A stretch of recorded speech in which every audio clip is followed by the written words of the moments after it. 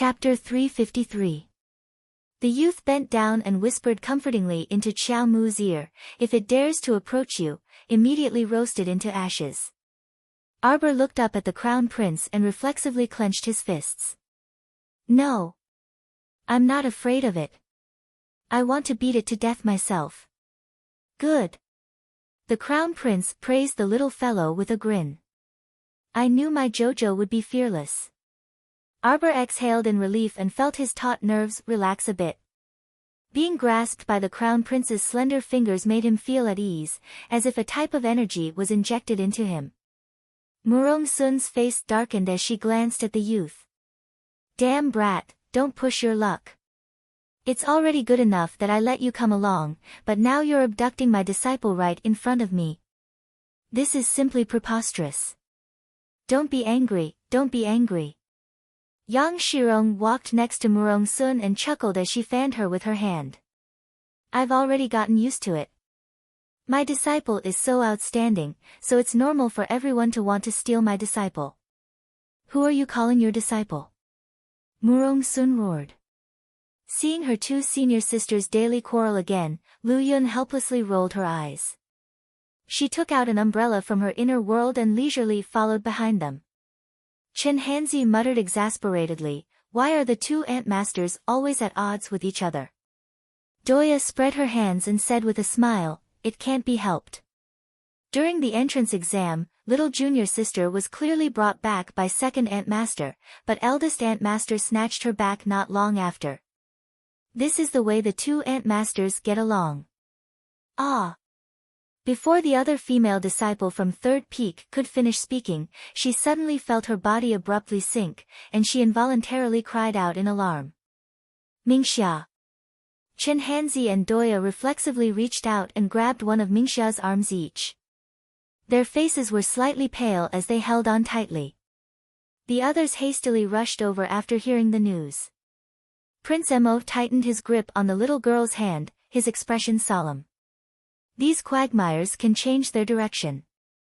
It was clearly fine when they walked past, but when it was Mingxia's turn, she sank into the quagmires. "Don't worry. Turn your body slightly to the side and maintain it." Murong Sun took out the rope Yuxian prepared from her inner world and quickly tied a knot around Mingxia. Murong Sun gathered her energy and leaped up, pulling Mingxia's entire body out of the swamp. However, what followed was a swamp crocodile with wet bumps all over its face, bearing its fangs. No, to be precise, it was a corpse crocodile that had mutated. "Be careful. It's a level 3 mutant swamp crocodile." Arbor was shocked. He reflexively took out his crow-repeating crossbow and shot an arrow without aiming. The black gold arrow pierced through the swamp crocodile's open jaw and flew out of its back, creating a hole that was neither big nor small. With a splash, the corpse crocodile was shot back into the depths of the aquatic plants. Mingxia stretched out her hand to hold on to a withered branch and hung in midair. However, her eyes were staring blankly at the corpse swamp crocodile that had been shot back into the water by her junior martial sister. She could not help but tremble slightly.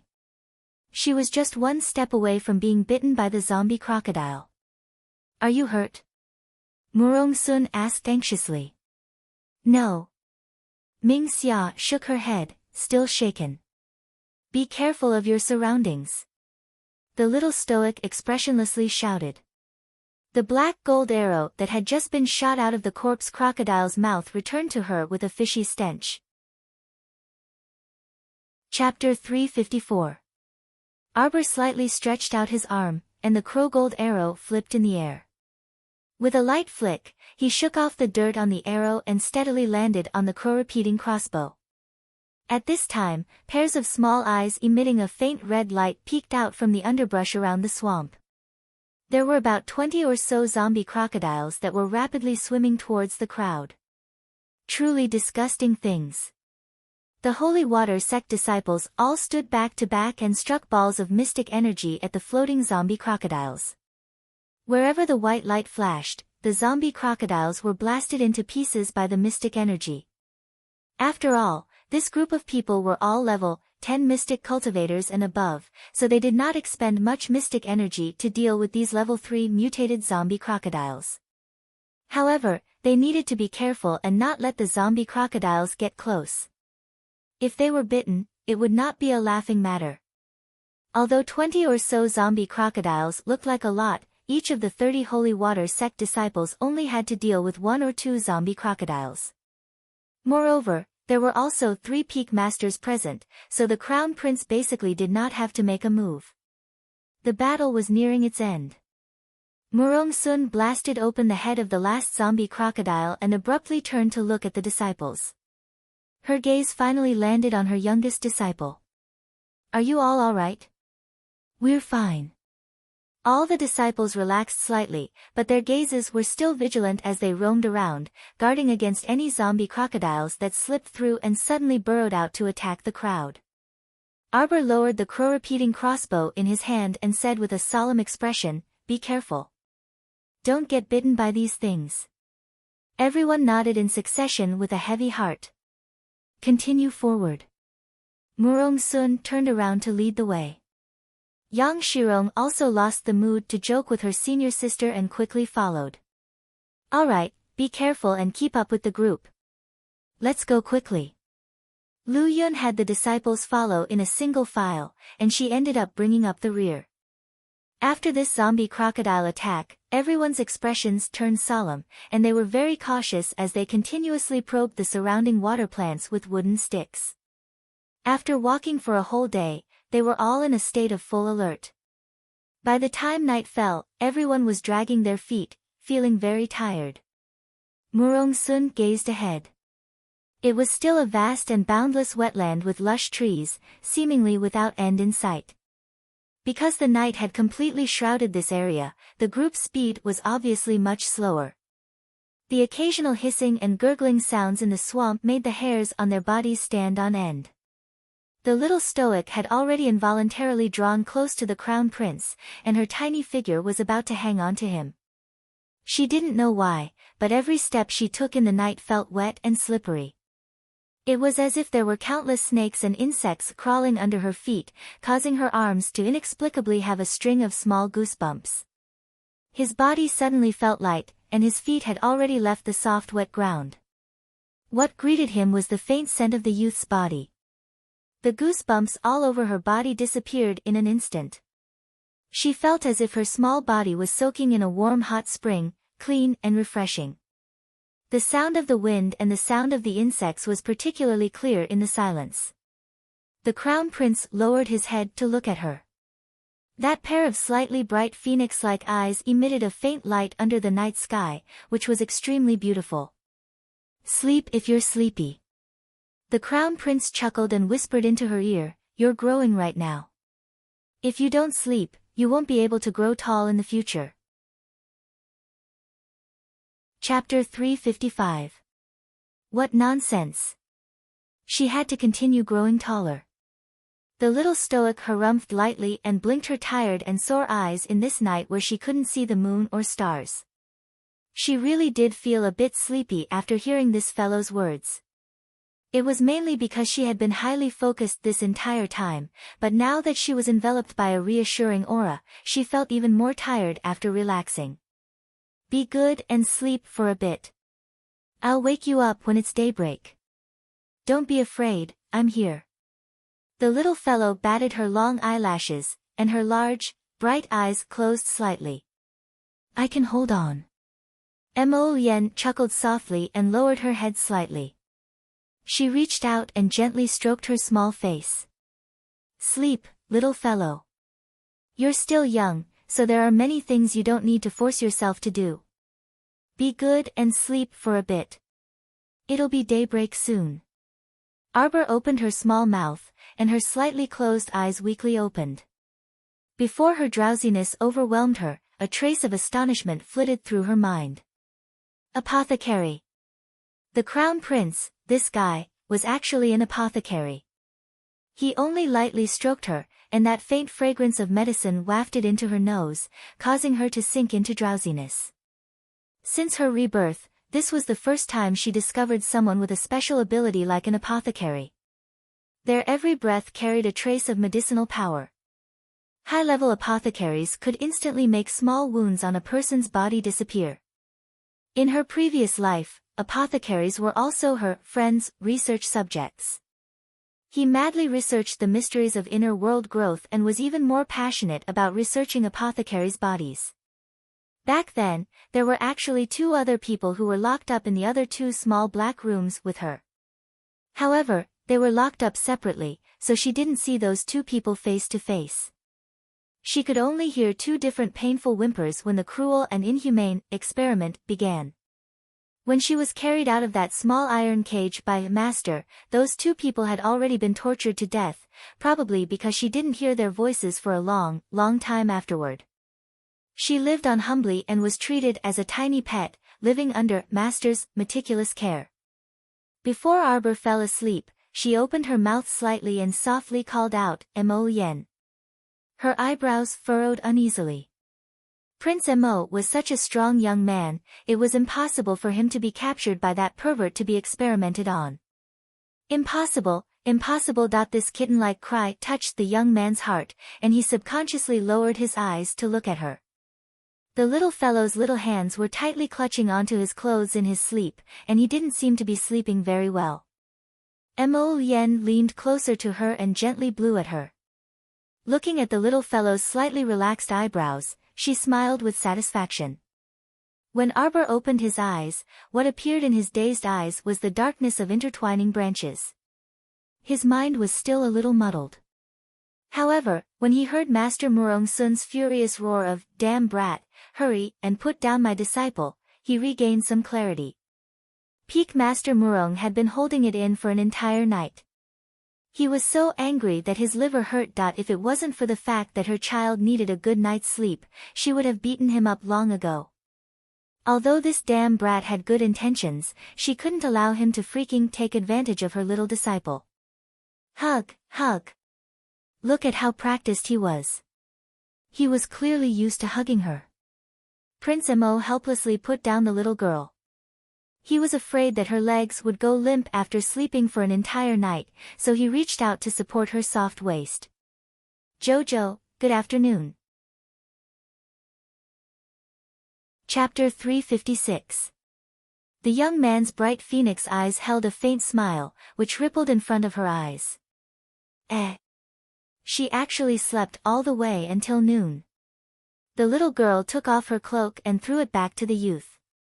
She couldn't resist covering her face. Then, she angrily glared at Mo Yen. It was all this guy's fault. How much medicinal power did he give her to make her sleep all the way until noon? How was this appropriate? If people asked in the future, "How did you feel after going to the Great Swamp?" she couldn't tell them, "I almost got out of the swamp after sleeping, right? Did you sleep well?" The youth put away the cloak with a chuckle and rubbed his hand against her face. "Did you dream of me?" "Dream your ass. She could see you day and night. If you didn't let her off even in her dreams, would there still be justice in this world?" When Mo Yen saw her turning her head away in a huff, she couldn't help but sigh softly and reveal a, "What a pity that Jojo didn't dream of me," expression. "Stop here and rest for a bit," Murong Sun grumpily shouted. Her knife-like gaze scraped Prince Mo's body before she hastily walked over and pulled her little disciple over. Everyone was worried about the swamps that could move at any time at night, so they didn't dare to rest in order to avoid falling into danger. After walking for a day and night, everyone didn't eat much. Even the 3 peak masters were a bit tired, let alone the disciples. Everyone found a slightly drier place and patted a few more pieces of cloth under their bodies before sitting down to rest. Lu Yun said, "Let's rest for an hour first. There's probably still half of the journey left. Sleep if you want to after eating. I'll call you when it's time," Yang Shirong also said. All the disciples took out dry rations and water from their inner worlds and silently took 2 bites before leaning back against each other and closing their eyes to doze off. The little stoic sat next to her master and nibbled on a snack before looking up at the crown prince. She wanted to ask him if he wanted to sleep, but, "Disciple, hurry and eat." Rest a bit after eating. You're still young, and you've been cultivating in the sect all this time. You don't know that people's hearts aren't what they used to be. There are too many bad guys in the world, so you have to protect yourself. Murong Sun turned the little fellow's head back and irritably glared at Prince Mo. The latter had an innocent look on his face. Bad Silver was definitely not him. When the hour was up, everyone got up and set off again. Other than Arbor, all of the Holy Water sect's disciples were great mystic cultivators level 10 and above. Although the journey was very arduous, a mystic cultivator's body was very valiant, so it wasn't a problem for them to last several days. The group hurried on for another half a day. Along the way, they encountered danger of falling into a swamp twice. Both of them were resolved by the Peak Master. This swamp is a nuisance. If a person falls into it, they will sink deeper and deeper if they use their Xian energy. Doya used the wooden stick in her hand to poke at the water plants. That's right. That's why eldest martial uncle prepared so many ropes in advance. Fortunately, Master and the others are accompanying us to Xixia Valley. Murong Sun and Yang Shirong suddenly stopped and raised their hands, gesturing for everyone to stop.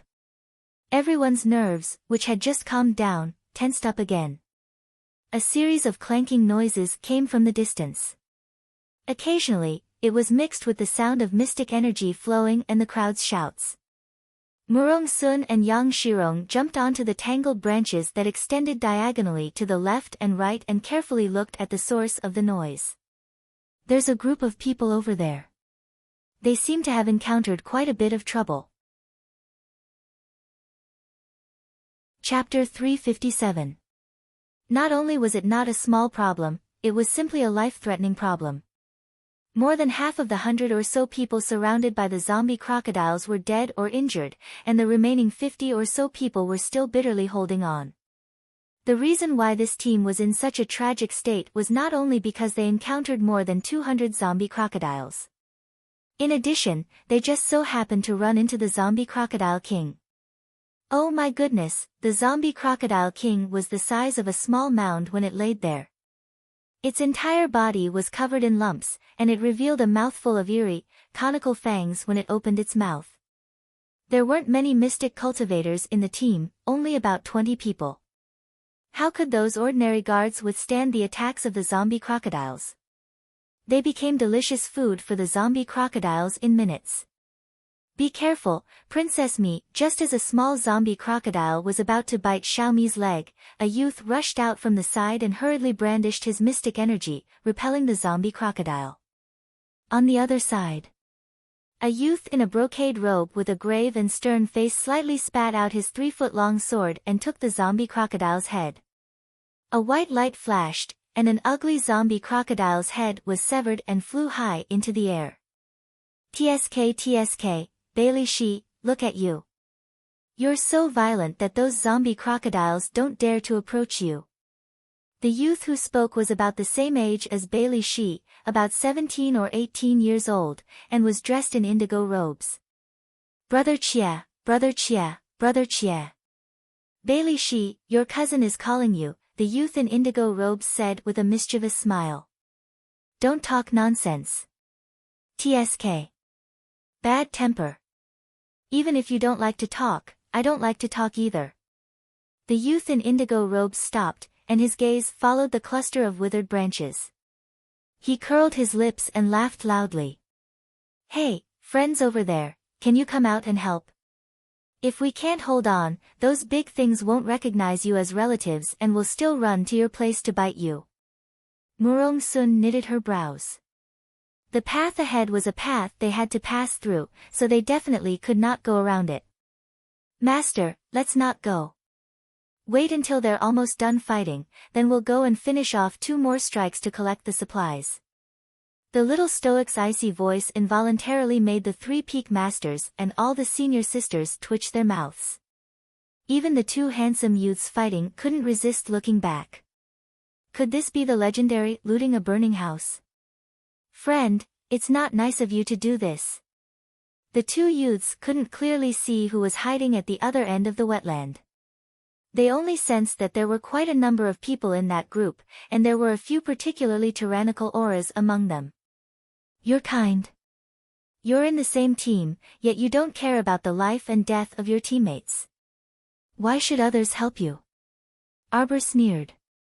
The two youths were clearly handling the corpse crocodiles with ease, but they were lazy, waiting for the corpse crocodiles to pounce on them before slashing with their swords. Those corpse crocodiles weren't stupid either. They had a bit of intelligence. Seeing that the two youths were tough to chew on, they all ran over to attack the other ordinary guards in the group.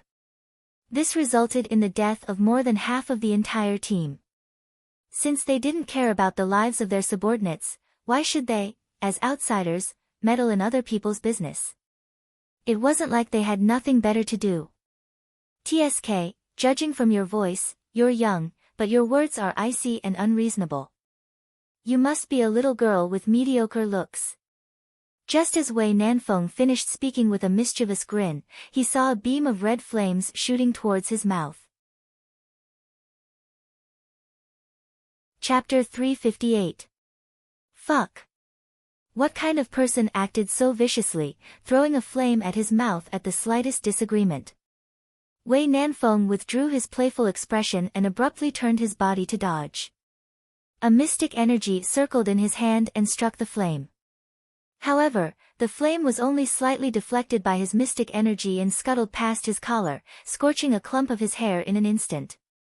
Wei Nanfeng's smiling baby face abruptly changed color. Lowering his head to look, half of his indigo-colored sleeve had been burned away by the falling flame.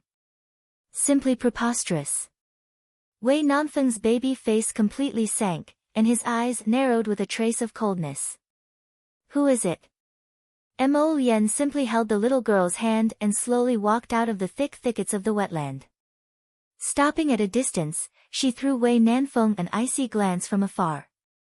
Wei Nanfeng's gloomy baby face instantly turned from dark to sunny, and he suddenly beamed with joy. Oh, it's Crown Prince Lien. I was wondering who was so bold to actually dare to burn this prince's sleeve and hair. TSK, so it's Crown Prince Lien who has graced us with his presence. Crown Prince, why are you in the mood to leisurely walk around the great desolate swamp today? Could it be that Northern Wa's government affairs have been properly handled? I heard that a small base in your Northern Wa was attacked by a zombie horde some time ago, and many civilians died. As the Crown Prince, you should be quite busy. Bang! The little girl raised her slender right arm without any warning and suddenly shot out a black gold arrow.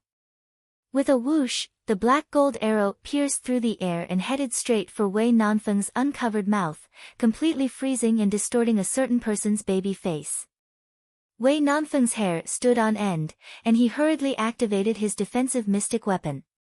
His entire person cut a sorry figure as he did a perfect roll to the side, barely dodging that black gold arrow. He reached out to lift up a strand of his long hair. Just as he was about to shout, he heard a buzzing sound from behind his head. It was so close that all the hair on his body stood up. Fuck!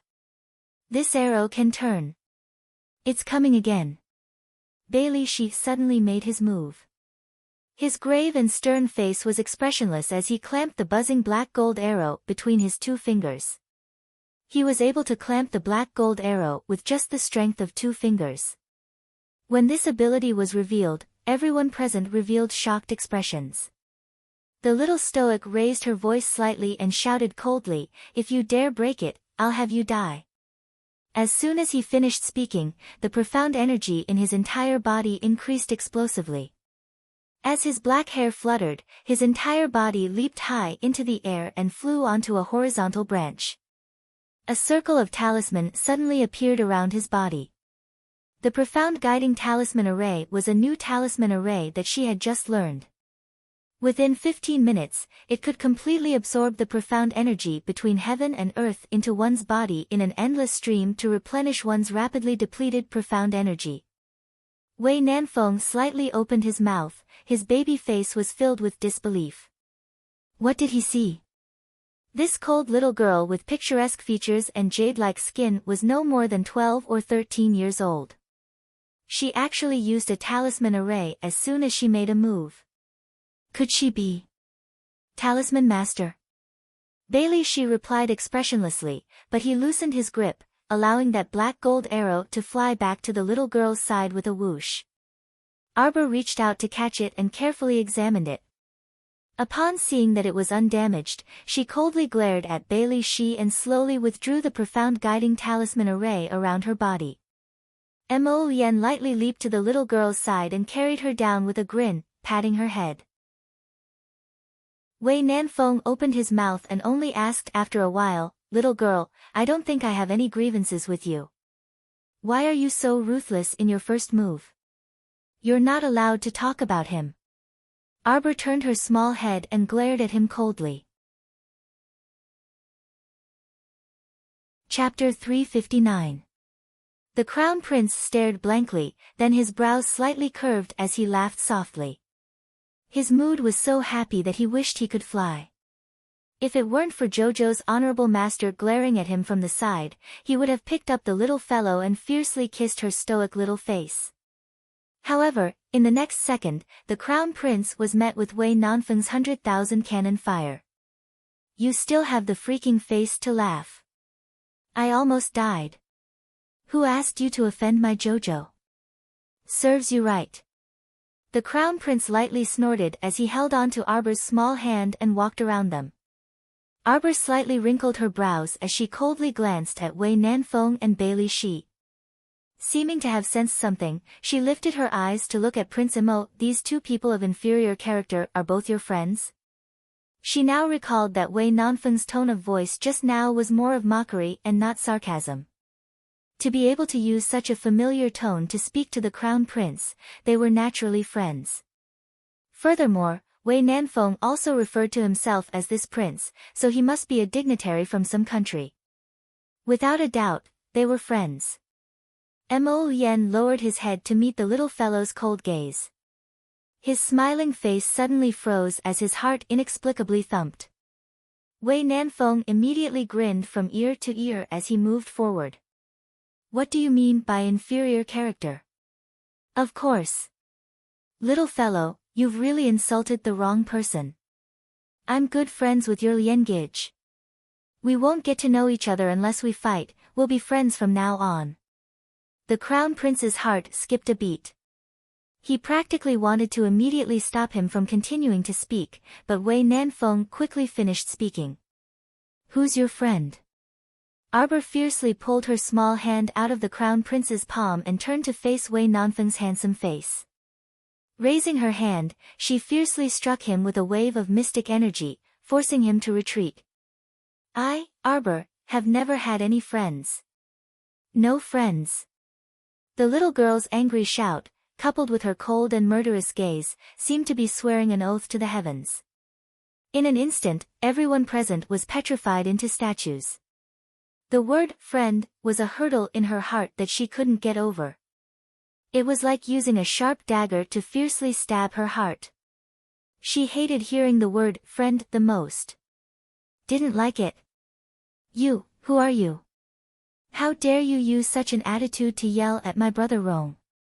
Xiao Mu's extremely ferocious gaze that was brimming with sternness instantly shut the mouth of a sweet 16-year-old girl who was rushing over. "Jojo."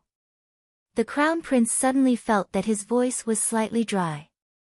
He reached out in a panic to grab her small hand, but in the next second, she mercilessly slapped his hand away. At that moment, the Crown Prince felt as if the sky was about to fall. He didn't feel pain in his hand, but he felt pain in his heart. For the first time in 18 years, he felt flustered and helpless, and even a little baffled. Why did this happen? Why was it like this?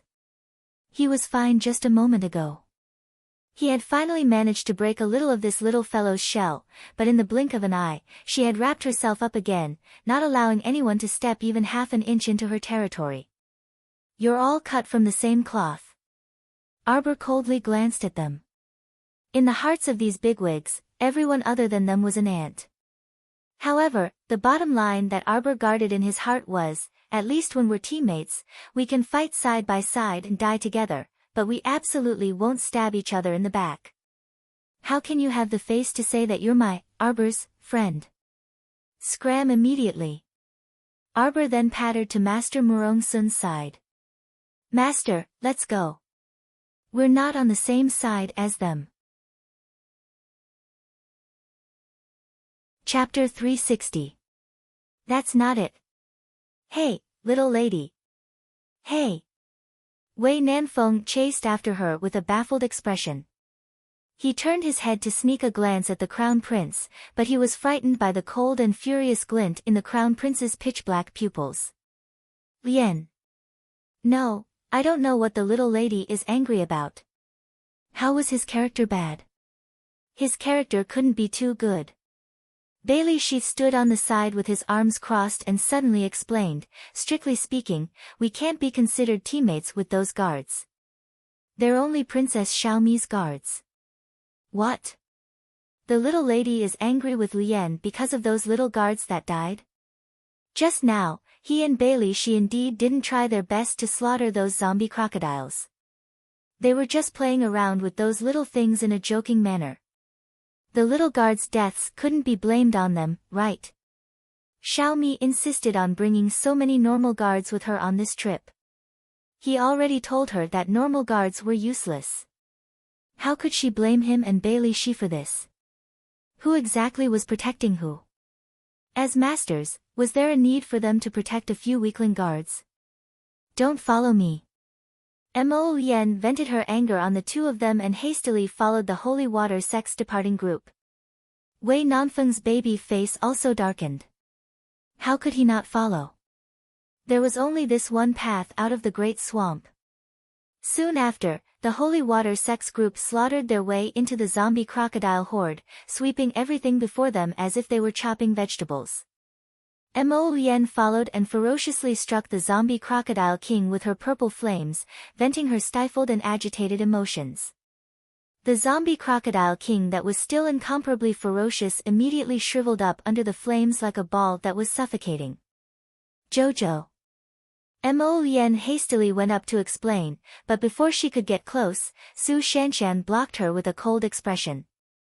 Young Master Mo, little junior sister's mood might not be very good right now. You should not disturb her for now. Su Shanshan's expression was slightly displeased as she extended her hand to block Mo Lien's path.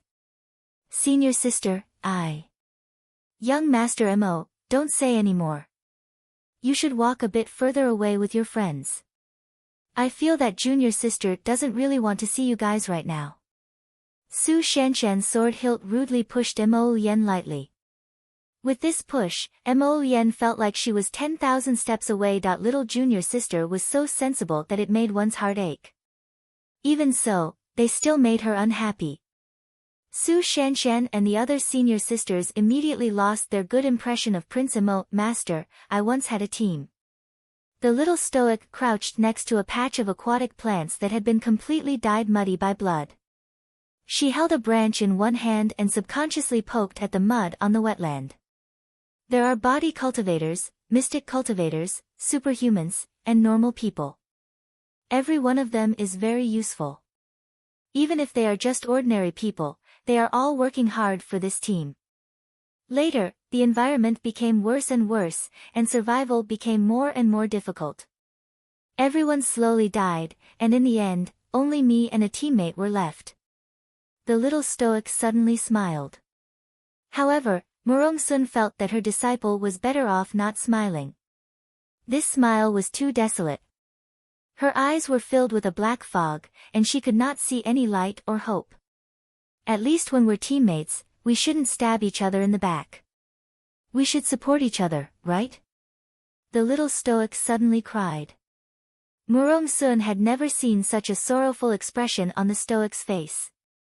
Seeing her disciple's tears fall down in strings, Murong-sun's heart ached to the extreme. Chapter 361. Master, you don't know.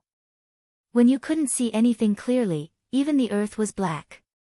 In those pitch-black, dim, and completely helpless days, I especially hoped that there would be someone who could help me. Help me. Even if it was just a little help, it would be enough. The little stoic softly mumbled to herself. Even if Murong-sun didn't understand, her youngest disciple had been cultivating in the sect since she was 7 years old. Where did she get the time to form a team? But she knew that her youngest disciple's tone right now was especially desolate and helpless. When she stared at you, her gaze was empty, as if she was looking through your soul at an unknown place. That she tenderly hugged her youngest disciple and gently patted her small body. Silly child, it's all in the past. Everything is in the past. You still have Master. Master will definitely accompany you. Don't worry, Master will skin whoever dares to bully you. I definitely won't be polite to them. Mo Lien, who was blocked in the distance, dazedly stared at the small figure crouching by the aquatic plants. She cried. He actually angered her to tears. 2 streaks of sparkling and translucent tear stains actually hung on her small, stoic face that had always been expressionless. Mo Lien felt like he was struck by lightning. He stood there dumbstruck, not even noticing that his fingers had turned blue from clenching them so hard that they were about to break. He was about to hate himself to death. Right now, there were only 5 words echoing in his mind: forward. Work. Done. Up. Up. He previously worked so hard and worked so hard for so long before he finally tore open a small hole in the little fellow's impenetrable heart. But now, she had completely shrunk back inside. She was like a small quail that wrapped herself up tightly again, not revealing a trace of wind and not allowing anyone to look at her. Just like back then, when she was calmly killing people by the quagmire with a wooden expression and turned around to apathetically glance at him. He couldn't accept this. As soon as he recalled her apathetic gaze that completely ignored him and her expression that was like a pool of stagnant water in a barren desert, he completely couldn't accept the reality that he was about to face. Wasn't it enough that he admitted his mistake? Why was it like this? Everything was fine just now. No, he had to talk to her. He had to make things clear to her immediately. He wasn't a silk pants like Wei Nanfeng. She didn't like him befriending someone like Wei Nanfeng, so their friendship was over. Jojo. Mo Lien's figure flashed, and she was about to rush to Arbor's side. Xue Xiao was furious. She pulled out her sword and pointed it at him. What are you doing? I told you not to come over. Do you think my junior sister is not sad enough? Get lost. I want to talk to Jojo. Mo Lien's pitch-black phoenix eyes flashed slightly, and a few purple flames suddenly rose from her fingertips as she angrily roared. Crown Prince. Bailey Shi appeared in front of him in a flash and reached out to block him. Think carefully. If you make a move, you won't be able to turn back. With the little girl's eagerness to protect her sect, if they really did something to her sect, would they be able to turn back? Mo Lien stood there in a daze. His eyes stared straight at the little girl's little face that had turned her head around. There was still a drop of lustrous tear on her little face. The little girl's expression was ice-cold as she stared at him. In that pair of eyes, there was indeed no warmth. He couldn't accept it, he couldn't accept it. How could he go back to the past like this? He had worked so hard, wanting her to accept him. The purple flames on her fingertips slowly dimmed. Mo Lien stared blankly at the little girl and muttered to herself, Jojo, you can try to understand me a little more. Chapter 362.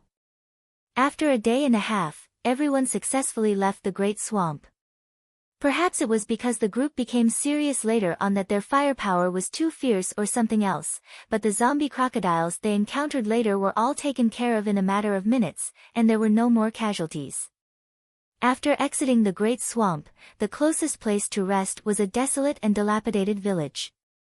At the entrance of the village was a dilapidated tea house made of straw. There were many dilapidated tables and stools placed outside, but they were still barely usable. When Murong Sun led the group over, the curtains of the tattered mat inside the tea house just happened to be lifted from the inside. As soon as they met, they were 3 burly men with their sleeves rolled up high, revealing their strong muscles. They were all covered in dirt. When the leader noticed Murong-sun alone, he revealed his yellowed teeth and chuckled.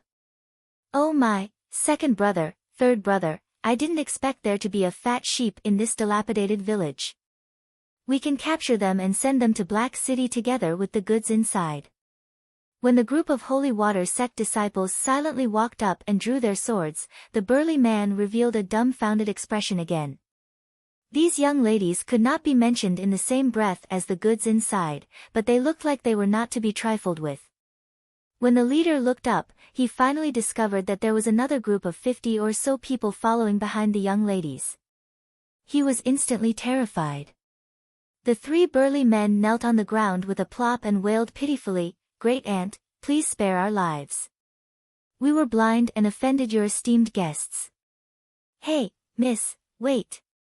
Seeing Arbor walk into the dilapidated tea house without a word, the burly man cried out in alarm. "You are the villagers here?" Murong-sun asked coldly. "And no. We just passed by and stopped here to rest." The burly man's eyes flickered. Arbor quickly walked out of the tea house, her stoic face brimming with killing intent. Without any explanation, he snatched the sword from a senior sister's hand and slashed it over. The long and flat head flew high into the air and was turned into a bloody mist by a terrifying profound energy in the air, which sprinkled down. The other two burly men nearly peed their pants in fright. Their bodies trembled as they shrieked in a distorted voice, What are you doing? Slaughtering pigs. Can't you see?" The little girl said coldly. "Those inside are your cows and sheep. And all of you are nothing but pigs in my eyes. In this world, if you don't want to be a pig, if you don't want to be a cow or a sheep, then you should become stronger. However, you won't have another chance in this lifetime." As soon as he finished speaking, he sliced off a head with his sword, mercilessly taking the lives of the other two. "Little girl, when are you going to stop messing around?" Wei Nanfeng's face was slightly hot. It couldn't be said that he wasn't shocked in his heart, but he was more angry out of humiliation. This little girl who killed decisively was truly terrifying. When she did not speak, almost no one dared to speak. The atmosphere was so oppressive that it was unbearable. Along the way, even the restless Xiaomi stopped making a fuss and kept her mouth shut. Arbor coldly glanced at him. Wei Nanfeng could not describe what he felt from that gaze. It was so dark that not a single ray of light could be seen. Wei Nanfeng was a bit discouraged. He irritably raked his hair and said, Fine, just take it that Bailey and I were wrong. We shouldn't disregard the lives of our teammates. We know we were wrong, okay? But all of this has nothing to do with Crown Prince Lien. Can you not take your anger out on him for no reason? Shut up. The Crown Prince suddenly rebuked angrily. The oval-faced girl standing next to Bailey, she did not even dare to breathe loudly. She felt like there was a rock pressing down on her heart. It was unbearable. Chapter 363. Arbor silently walked to the side. The Holy Water sect's young ladies entered the thatched tea house. Not long after, they brought out a dozen women and children with tattered clothes and wounds of various sizes. The naive Princess Xiaomi abruptly widened her eyes, and shock filled her oval face. Them. Among these women and children who were sold to Black City, the oldest was in her 20s, while the youngest was only 7 or 8 years old. Every single one of them had been ruthlessly abused and imprisoned in a dark room for too long. As a result, their expressions were still empty and lifeless even when they walked under the sunlight. Arbor's gaze landed on the last young woman. The young woman was not tall, and there was a half-dried bloodstain on her forehead. Half of her face had been beaten black and blue. Something was wrapped in a piece of moldy rag, and she held it tightly in her arms. Just as the two senior sisters were about to approach, they were stopped by Arbor. Arbor raised the sword in her hand bit by bit. She felt that this ordinary sword was as heavy as 1,000 caddies. What are you doing? Xiaomi furrowed her brows and shouted angrily, "Are you addicted to killing people?" "Shut up." Not only did Mo Yan yell at her, but Bailey Shi and Wei Nanfeng also yelled at her in unison. Xiaomi instantly felt extremely aggrieved, and her tears were about to fall out. Why were they all scolding her? "Sorry," Arbor coldly muttered. The young woman seemed to have sensed something and suddenly loosened the moldy rag in her hand. A monster with a head twice the size of its body crawled out and bared its fangs at everyone. "Ah!" Xiaomi shrieked, "Zombie, zombie, hurry, hurry and kill it." Bailey Shi's cold gaze made Xiaomi instantly shut her mouth. "Miss, can't you let us go? I'll take him to a secluded forest deep in the mountains and spend his last days there." The young woman suddenly knelt down with a plop and pleaded in a tearful voice. Arbor's fingers had already turned slightly white from gripping the sword, but she still shook her head. "Sorry, I can't. You've already entered the late stage of the incubation period and will soon lose your consciousness." The young woman covered her face and sobbed. The strange-headed baby in her arms ground its fangs and suddenly pounced. The little woman hugged her child tightly with her frail arms. Seeing that it couldn't get away, the little zombie turned around and bit her arm. This scene frightened Princess Xiaomi. She took a few steps back and hid behind Bailey Shi. The young woman didn't feel the slightest bit of pain. With a gentle expression, she lowered her head to look at her child. "Miss, I beg you. Can you chop off our heads and bury them together? I want to be with my own children forever. Is that okay?" Arbor's eyes reddened as he nodded solemnly. "Okay. I wish you all good fortune and good health in your next life." A cold glint flashed across the 3-foot-long green peak that flew into the air. Under the illumination of the noon sun, there wasn't the slightest bit of warmth. Mo Yen found the little fellow on a small slope outside the village. At that time, she was standing there with her back to him. Her fingertips were resting on a thin leaf, and she was playing a sad tune that he had never heard before. Like the Zhuling residence above, like the gate of grief below. Transcending the difficulties of the three realms, passing through the primitive bricks. After the tune ended, she stood there for a long time without turning her head. Until the sun set in the west and the curtain of night faintly shrouded, she stood there motionless like a statue. Mo Yen's heart was so stifled that it was about to explode. He could no longer restrain his explosive emotions. His figure flashed, and he quickly landed beside her. He stretched out his arm and forcefully pulled her into his embrace. "Babies, after the 4th watch, I'll go out tonight. See you all tomorrow. Give out candy tomorrow." Chapter 364. Her small body that was almost cold from the night breeze suddenly fell into a warm embrace. Arbor was about to move when his low voice sounded in her ear. "Don't move, Jojo, don't move. Don't push me away again. Jojo. Tell me, where did I go wrong? If you tell me to change, I'll change right away. Don't be like this, Xiao Xiao. Don't be so depressed. Don't be like this, Xiao Xiao, Xiao Xiao." His head was buried in her black hair, stubbornly hugging her and not letting go. Xiao Mu turned around with some difficulty, but before she could raise her head to look at him, her small head was hugged by his hand and tightly pressed into his chest. "Jojo, it's my fault. I made you cry." Prince was depressed and his voice was slightly hoarse. The moment he saw her cry, he wanted to kill himself. How could he make Jojo cry? Arbor was finally able to look up. Her small hand pressed against his chin and gently pushed his face up. She looked straight into his eyes and said, "Your friend said I was being unreasonable. Our friendship is over. We're no longer friends." Prince gritted his teeth. He scooped Arbor's small body up and hugged her tightly. Arbor reached out her small hand and pushed him gently. Prince immediately looked hurt. Don't push me, Jojo. You can't push me away, you can't." When she resolutely pushed his hand away, he really felt that his heart was about to stop and his breathing wasn't smooth. Don't push him away, Jojo, don't. Arbor held it in for a long time. Her small face was red. I can't breathe. Crown Prince looked down and thought, oh, so Jojo pushed me a little further away because she wanted to get some fresh air. The youth subconsciously loosened his arms and loosened his grip on her. When I saw your two friends disregard the lives of their teammates, I thought of some bad things.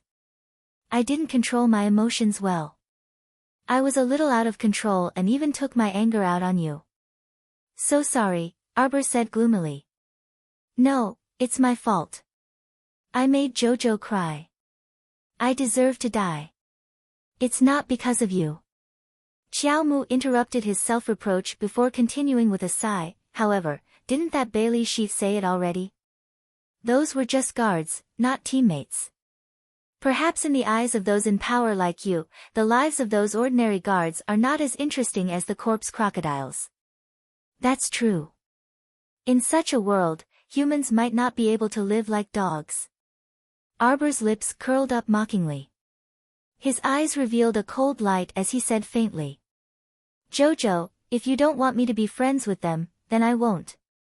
From now on, I have nothing to do with them. Is that okay? Mo Yen hurriedly grabbed the little girl's hand and said. Arbor suddenly raised his little head and stared at him with his dark eyes. Why? You don't like it. But why are you accommodating me like this? Why? Why? Why do you still have to ask why?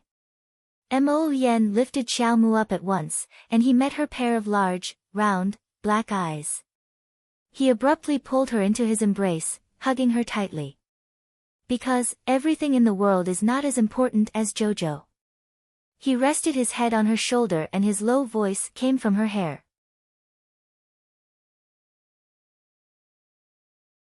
Chapter 365. Arbor looked at him seriously. It's not good for you to be like this. You've become used to giving in to me.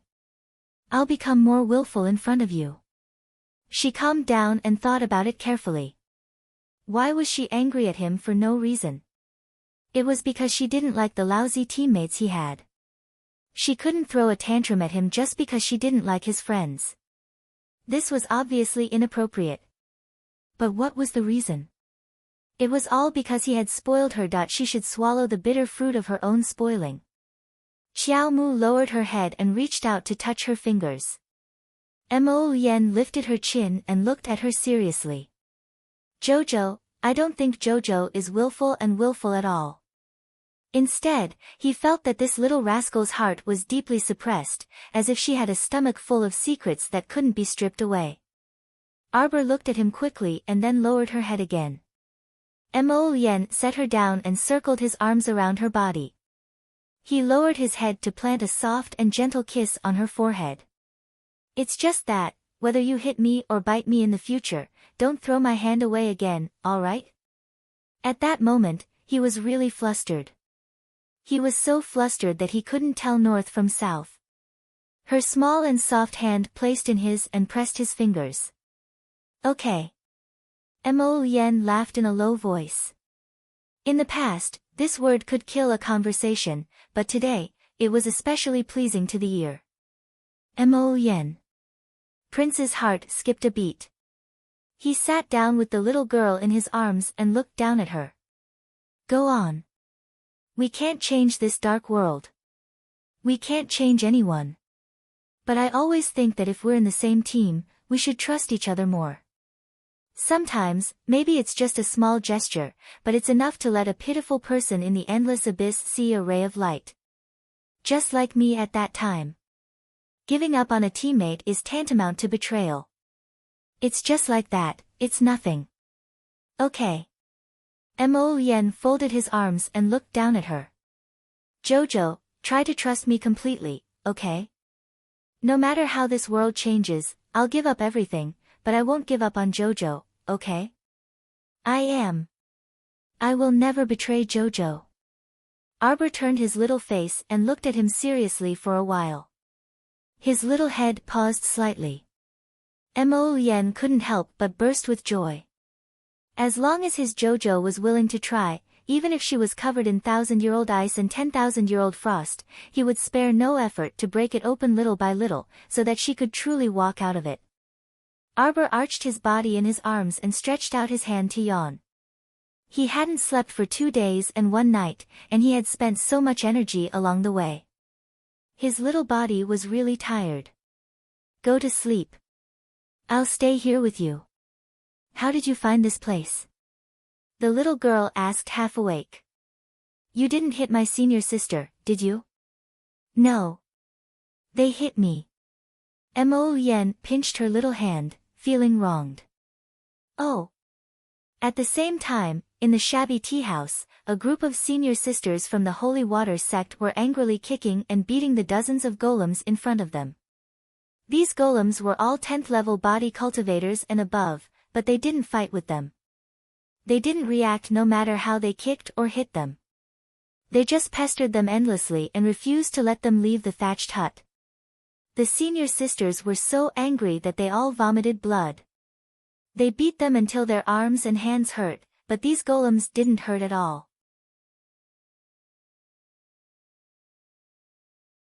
Chapter 366. When the 3 peak masters returned from inspecting the vicinity, they saw their disciples fighting with the golems. It had to be said that it was a bit funny. The group of Holy Water sect disciples sullenly fought with the golems and kept swinging their hands as they beat them up. Their hands freaking hurt. Bailey Shi, Wei Nanfeng, and the others were sitting outside and watching as if they were watching a show. There was no danger, but the group of girls were flushed with anger. Who did this? Murong Sun pulled out a golem. That wooden fellow hugged her back and didn't fight with her. She could beat him up however she wanted. He just pestered her endlessly and wouldn't let go. It's young Master Mo, Su Shanshan said in exasperation and amusement. We didn't let him go find little junior sister, so he used this kind of vicious move. Murong Sun flicked the golem's head, but before she could kick it, the golem suddenly stopped moving. Murong Sun turned around and saw that the other golems had also stopped moving. Fuck! Chang Yushi angrily kicked the golem in front of her. Why did it stop? Murong Sun was also speechless, but she had broad horizons, so she naturally knew more than the disciples. These golems need to be supported by spirit stones, so they probably ran out of spirit stones. But speaking of which, that damn punk was quite generous to be able to take out so many golems at once to deal with them. Master, I'll go wring that punk's head off. The hot-tempered Shueshao angrily said. Forget it, let him do as he pleases. Murong Sun shook her head. The damn punk was quite attentive to her youngest disciple. It would be good to have him persuade the little girl so that she wouldn't be left alone all the time. Her heart ached just looking at her. Peak Master Murong, after leaving this village, we can reach Shuwang City near Xixia Valley after walking on the official road for about 10 days. Since it's still early, we can recuperate in the city for 4 to 5 days. How about this Highness be the host? There was only one city within a radius of 1,000 feet, so it could be imagined how lively it was inside. Wei Nanfeng was anxious to mend his relationship with the little girl, so he was busy roping in the Holy Water sect. We can recuperate for a few days, but you don't have to be the host. Murong Sun waved her hand. Yang Shirong snorted. Isn't that so? The Holy Water sect isn't so poor that they can't afford to raise their disciples. If we're not on the same side, we won't be able to walk together no matter what. You better save your breath. It's best if you take your team and scram now. Why do you keep following us? Don't. Wei Nanfeng didn't get angry, and instead chuckled as he moved forward. 3 peak masters, please give me a chance. Don't worry, I will arrange everything properly. It will definitely allow everyone to rest comfortably. Humph. Everyone snorted in agreement. After a night of silence, the little stoic finally ran back around noon the next day. The holy water sect disciples surrounded them in a hubbub and used their daggers to stare at the crown prince, who was holding little junior sister's hand. Junior sister, are you all right? The little stoic shook her head. I've made senior sisters worry. Silly girl. As long as you're happy, nothing else matters. Su Shanshan raised her hand and patted her head. Murong Sun walked over and irritably glared at the crown prince. Put away your golem. Mechanical puppet. The little stoic raised her head and looked at the crown prince in confusion. The crown prince squeezed her small hand and looked back innocently. I didn't do anything, but I was ganged up on by your senior sisters.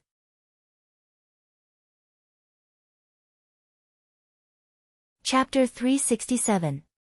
He had the nerve to say that. The holy water sect disciples spat. Beat his ass. This guy ran faster than a rabbit and left behind a pile of golems for them to deal with. If this counted as ganging up on him. Was there still justice in this world? Arbor glanced at the crown prince, who happened to be looking down at her and winked mischievously at her. Why do you have so many golems? How many spirit stones did you spend? Arbor curiously looked at the dozens of golems collapsed on the ground. She saw that some of them were grotesquely shaped, and there were all kinds of shapes and sizes. These are actually all defective products and don't have any attack power. The crown prince stored these collapsed golems into his inner world and turned to smile at her. Your big treasure can be considered the second finished product. I made a lot before, but almost all of them were failures or half-finished products. Bah! They don't have any attack power, but they beat me until my hand is about to break. Chang Yushi rolled her eyes in exasperation. I gave you all the spirit stones. I don't have any spirit stones. So it was only enough to stall the senior sisters for a while. Mo Lien gently tugged on the little fellow's hand and quietly said, Jojo. If the senior sisters beat me up, you'll save me, right? Arbor nodded her head with certainty. The crown prince was in a good mood, and his eyes curved into crescents as he lightly coughed. Before he could laugh, Murong Sun, who had been eavesdropping on the side, suddenly jumped out and waved her hand with a taut face. Enough. If there's nothing else, pack up. We'll set off immediately. After saying that, she snatched Arbor's hand and pulled her to her side. She amiably asked, My disciple, did you sleep well last night? Everyone. The Peak Master's face-changing skills were getting better and better. Not far from the village, there was a smooth official road. It was naturally much smoother than the swamp-filled land from before.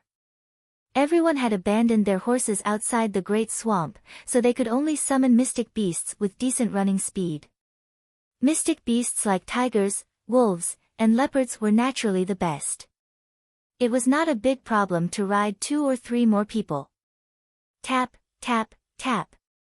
The little girl ran to Su Shanshan's side and reached out to touch the 7-star white tiger's fur. Her 2 black pearl-like eyes rippled with faint love. Ha! The little girl pinched the white fur on the tiger's head and felt that it was very comfortable to touch. Little did she know that the others were looking at her and secretly adding in their hearts, Jojo doesn't like cute things or snakes. Jojo likes large birds of prey. It seems that the bigger and fiercer they are, the more she likes them. The 7-star white tiger rubbed against her palm. Come, junior sister. Su Shanshan jumped onto the 7-star white tiger's back and extended her hand. The little girl patted the white tiger's head and shook her head. No need, senior sister. I'll let Newbie lead us. The scene was like a show of wealth. One summoned Lone Wolf, the other summoned Earthshatter Bear. The little girl ran back to Mo Lien and took Newbie out of her pocket. Newbie, who had been depressed all the way, looked at its little master dizzily. The little girl poked its round body with her finger. Transform. Newbie flapped its short wings. Eat and sleep all day. Eat and run all day. The little girl poked its belly again. Wei Nanfeng and the others, who had been paying attention to her, could not help but burst into laughter. Little girl, what can this little chick transform into? You're not a level 10 mystic cultivator yet. Let me lend you a gray wolf to ride.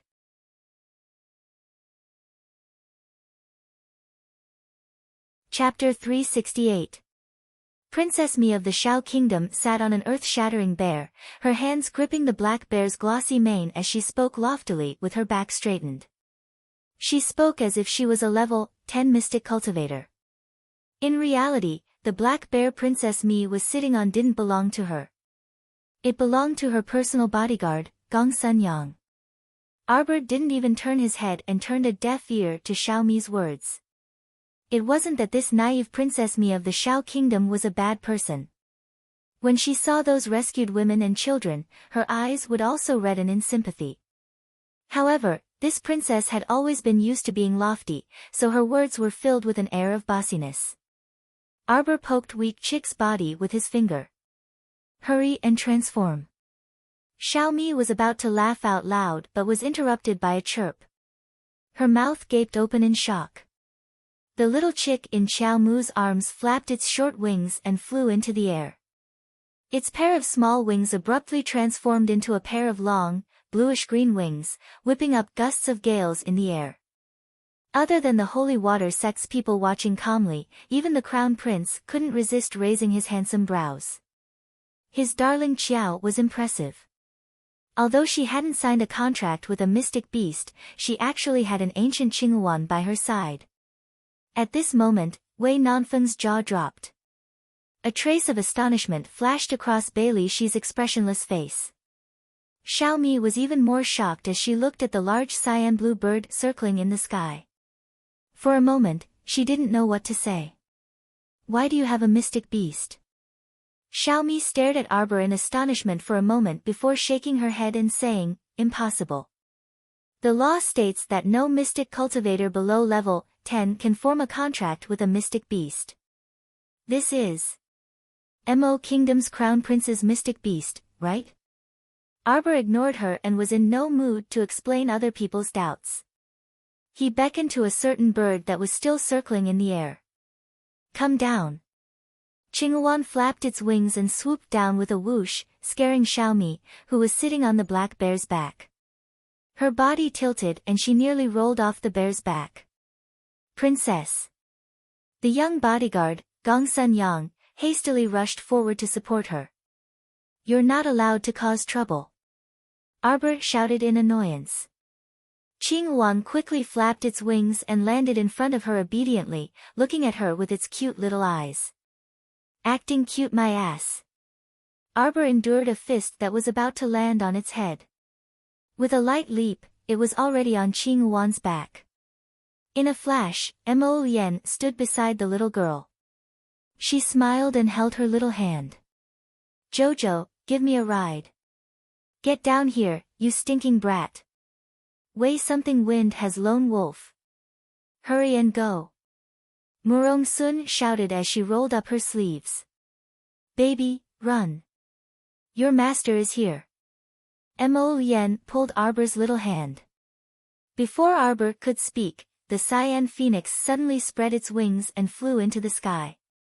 With a whoosh, it spread its wings and flew up. In the blink of an eye, it had reached the horizon. This speed was too fast for the people below to catch up. Stinking brat, get back here. Wei Nanfeng's feeble voice was mixed in with Murong Sun's incessant scolding. Senior Murong, this junior's name is Wei Nanfeng. Shut up. Murong Sun grumpily shouted. Her figure flashed and nimbly mounted Su Shanshan's 7-star white tiger. Shanshan, your little junior sister was kidnapped. Hurry and chase after her. Su Shanshan, Arbor and Mo Lian rode Qingyuan and flew in front, stopping from time to wait for their master's group. It was not until 10 days later that the group noisily arrived at the foot of Shuang City.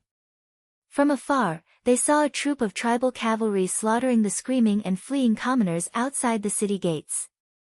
Today ends at 5 p.m. See you tomorrow.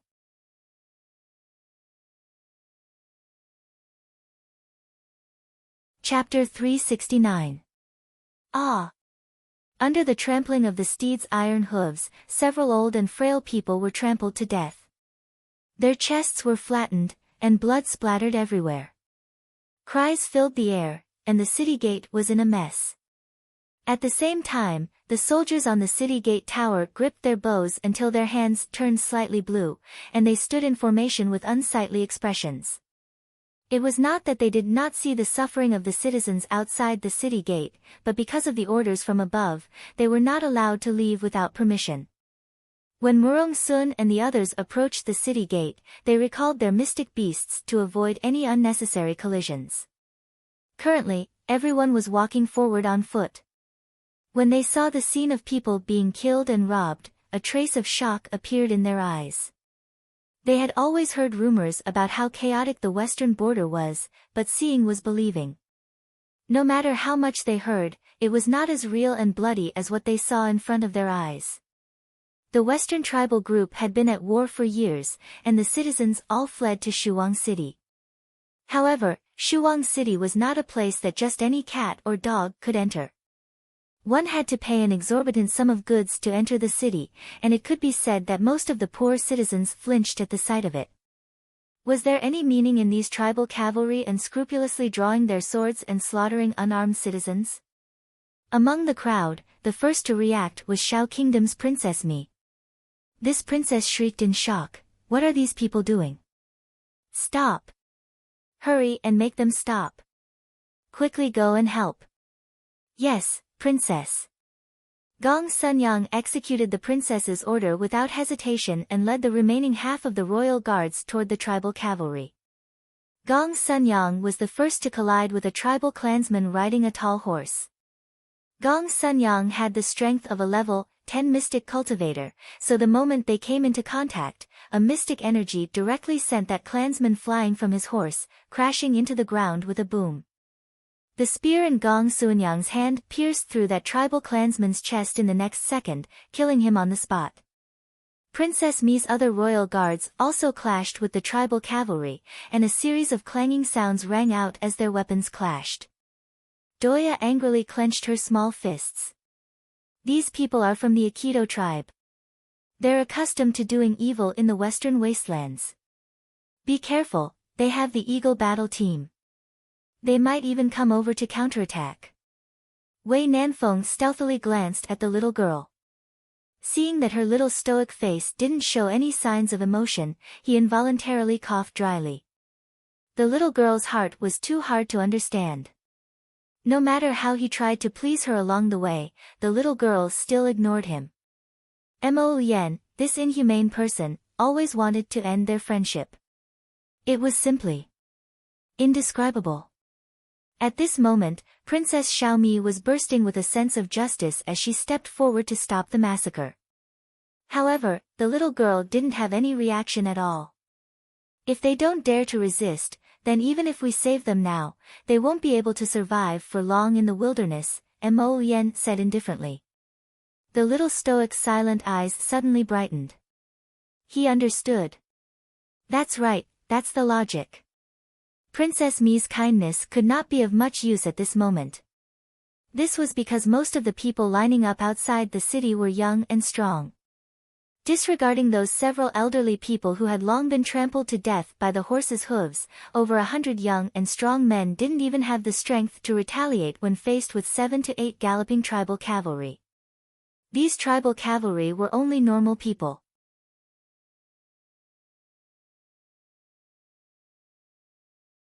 Chapter 370.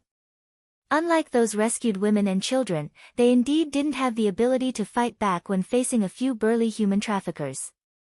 However, these young and strong men in front of him could obviously fight back and save themselves, but they blindly scattered and fled, and were finally caught up and killed on the spot. To be honest, Arbor really didn't want to save people who had completely lost their will to fight. However, this kind-hearted Princess Mi made a move like a thunderbolt. Princess Mi only had 50 or so bodyguards left, and 3 or 4 people were injured in the confrontation with the cavalry. After 10 days of trekking, the bodyguards were actually already exhausted, but because of Princess Mi's orders, they couldn't resist and could only brace themselves to fight against the tribe's cavalry. They weren't like Princess Mi, who had the earth-shattering bear as a means of transportation. The bodyguards were all running to Shuang City. Fortunately, they had an expert like Gong Sun Yang among them, and it didn't take long for them to completely annihilate the 8 cavalry. However, before they could catch their breath, waves of eagle cries came from the distant horizon. Doya clenched her hands, and her expression changed slightly. The eagle battle squad of the Aikido tribe is here. On the city gate tower, a middle-aged general with an ugly expression quickly walked forward. Holding onto the city gate railing, the general raised his head to look at the eagle battle squad flying over from afar, and cursed angrily, "Who are those people below?" They actually attracted the eagle battle squad of the Aikido tribe. "Simply bastards," quickly informed City Lord Luge. "General, what should we do now?" "Don't worry about anything. As long as they don't endanger Shuang City's gate, let them fight." The middle-aged general sneered, and raised his head to look at the pitch-black eagle battle squad flying over.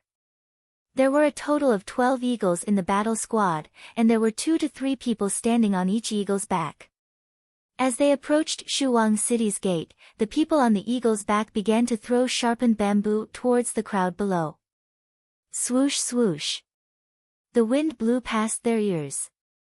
One of Princess Mi's bodyguards couldn't escape in time, and his left shoulder was pierced by a sharp bamboo falling from the sky.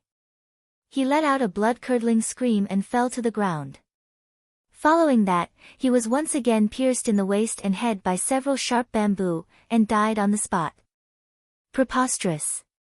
Mo Yen pulled the little girl into his arms. He flicked his sleeves and pushed aside a few sharp bamboos. His handsome face sank all of a sudden. "Are you all right?" He lowered his head and caressed the little girl's face. "Arbor, what can happen to me?" "A bunch of blind barbarians." Yang Shirong threw the bamboo to the side and scolded angrily. "Ah!" Princess Mi was suddenly pressed to the ground by Gong Sun Yang. She felt a faint pain on her scalp as a bamboo stick whizzed past. "Damned bastards!" Princess Mi said angrily, "What are these city guards doing? Why aren't they opening the city gates? I'm going to ask my father to send troops to kill them." "Save it, princess." Wei Nanfeng sneered, "At this time, the city guards will only sit on the mountain and watch the tigers fight. Why would they open the city gates? Damn it! Even with our status, we can't make him open the city gate." Princess Mi crawled up and clenched her fists fiercely. She felt that her entire body had been dirted the moment she laid down. Right now, her eyes were no longer her eyes, her nose was no longer her nose. She only felt uncomfortable all over. "Please, princess. You are the princess of Southern Shao Kingdom. I am the prince of Northern Wei. I don't have anything to do with this Western territory. How can we let them open the city gates in this kind of situation, tell me?" "Ah!" Xiaomi screamed.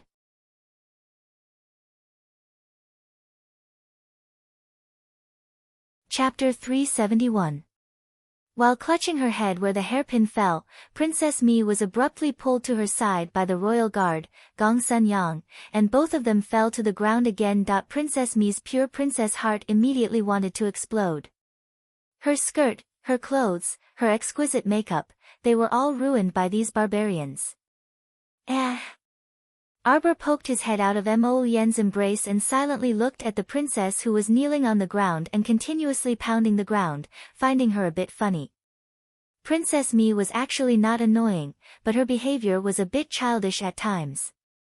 In addition, the princess's lofty status caused her to never empathize with other people's feelings. Hence, many times, the words that entered her ears sounded a bit sharp and unpleasant to the ears. However, she was only 16 years old. She was very young and still had a long way to go. This truly was a farce. Murong Sun was a bit angry. In the eyes of normal people, a battle team formed by 12 eagles really seemed very, very powerful. But what was it in the eyes of mystic cultivators? Moreover, aside from Princess Mi's normal royal guards, who didn't have contracted mystic beasts to protect themselves. If they really released all their mystic beasts, with their strength, they could take down the entire Shuang city in 4 hours, let alone this tiny eagle battle team. Aikido people, listen up. If you don't want to die, then hurry and leave. When we counterattack, you won't be able to leave even if you want to. Wei Nanfeng shouted coldly, his mocking voice traveling far into the sky. On the eagle's back, an Aikido young man with a head full of pigtails said with a cold and handsome face, "It was you who killed our Aikido tribesmen." Xiaomi shrieked and cursed, her face and neck red. A bunch of cowards. Weren't you the ones who attacked first? Arbor turned his head to look at the princess, who had a head of messy hair and was bouncing on the spot, and his mouth twitched. Mo Yen immediately sensed the little fellow's urge to laugh, and she looked down with a smile in her eyes. Her Jojo was amused by Princess Mi based on this, that Princess Mi who caused a ruckus the entire way didn't look so repulsive anymore. Aikido will win. The Aikido tribe will win. The slogan of the Aikido tribe of the Western Wilderness instantly resounded throughout the sky. Bang! A black gold arrow soared into the sky and struck a male eagle in the blink of an eye. After a tragic eagle cry, the eagle and the 2 people fell from the sky and crashed into the ground, creating a small pit. The eagle didn't climb out, and neither did the 2 people. He didn't know if he was dead or not, but from the looks of it, it was no different from being dead. Princess Mi opened her mouth and turned around to look at the little girl who poked her head out of Prince Mo's bosom and silently lowered her crow-repeating crossbow. Murong Sun, Wei Nanfeng, and the others also looked at Miss Chiao with twitching mouths. You talk too much. If you want to fight, then let's fight. Why are you talking so much nonsense? The little girl threw Wei Nanfeng a look of disdain. Still shouting into the air, if he had that kind of energy, he would have already been beaten down. What kind of prince is he?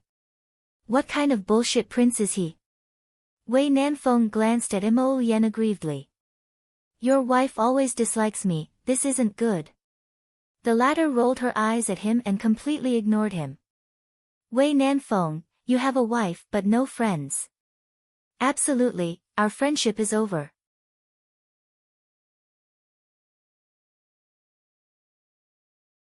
Chapter 372. Seeing a little girl casually shoot an arrow that could penetrate the eagle's wing, the Aikido leader felt chills in his heart. Before he could react, the others had already made their move. The mystic cultivators with flying mystic beasts released their mystic beasts one after another and flew into the air to attack the eagles. The mystic cultivators without flying mystic beasts also released mystic energy and aimed at the people on the eagles from a distance. Mystic energy bombarded over and quickly beat the Aikido tribe's eagle battle squadron into a sorry state. More than half of the 30-odd Aikido tribesmen were dead or injured. In the end, the leader and a dozen or so Aikido tribesmen were tied up and forced to kneel on the ground. Princess Mi stepped forward with disheveled hair and kicked the leader. Do you submit? No. I submit. The leader of Aikido glared at the princess fiercely with a pair of bell-sized eyes. Doya looked at the leader with some worry. You're the Aikido tribe leader's son, right? From what she knew, the leader of the Eagle Battle Squadron was usually a direct relative of the tribe leader. The Aikido tribe wouldn't take this lying down. After they lost this time, they might even lead a large-scale tribe to attack Shuang City. The Aikido tribesmen had primitive barbarism in their bones and blood, so they wouldn't easily admit defeat. That's right. ACI raised his chin and looked at Doya with a sneer. He shouted sternly, Who are you? Why do you know me? I'll tell you. Let me go immediately. I, ACI, am the 3rd son of the Aikido tribe's tribe leader. I'm the eagle's son. Yas struggled and shouted, If you dare to harm me, my father and my brothers won't let you guys go. Just wait to die. Arbor suddenly summoned a feral from his conscious. Mo Lian's mouth twitched, and she subconsciously let go of the little fellow. As expected, the little fellow leaped forward and viciously smacked the feral on Assie's head. Slap! A crisp sound rang. As expected, Assie's head was incomparably hard and wasn't smashed into watermelon paste. Only a trail of blood flowed down from his braids and down his high nose bridge. The three peak masters reached out to cover their faces. Here we go again. The little fellow seems to dislike people who talk too much. For example, that Wei Nanfeng was completely disliked by her.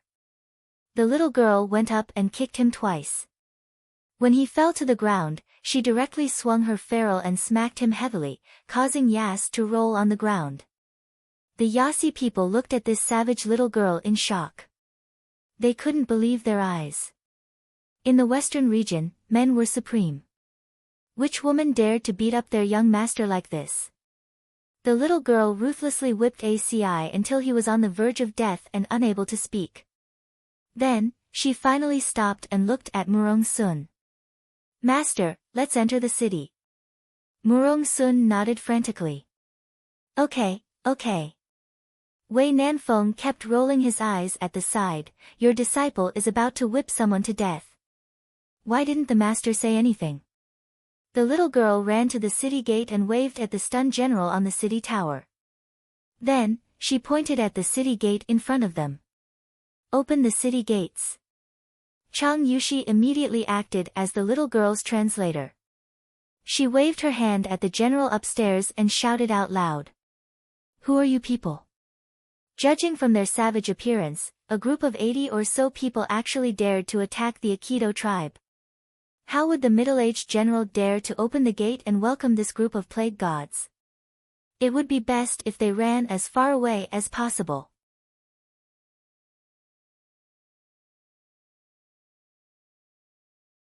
Chapter 373. A trace of impatience flashed past Arbor's eyes. Why is it so troublesome to enter the city? Are these people sick?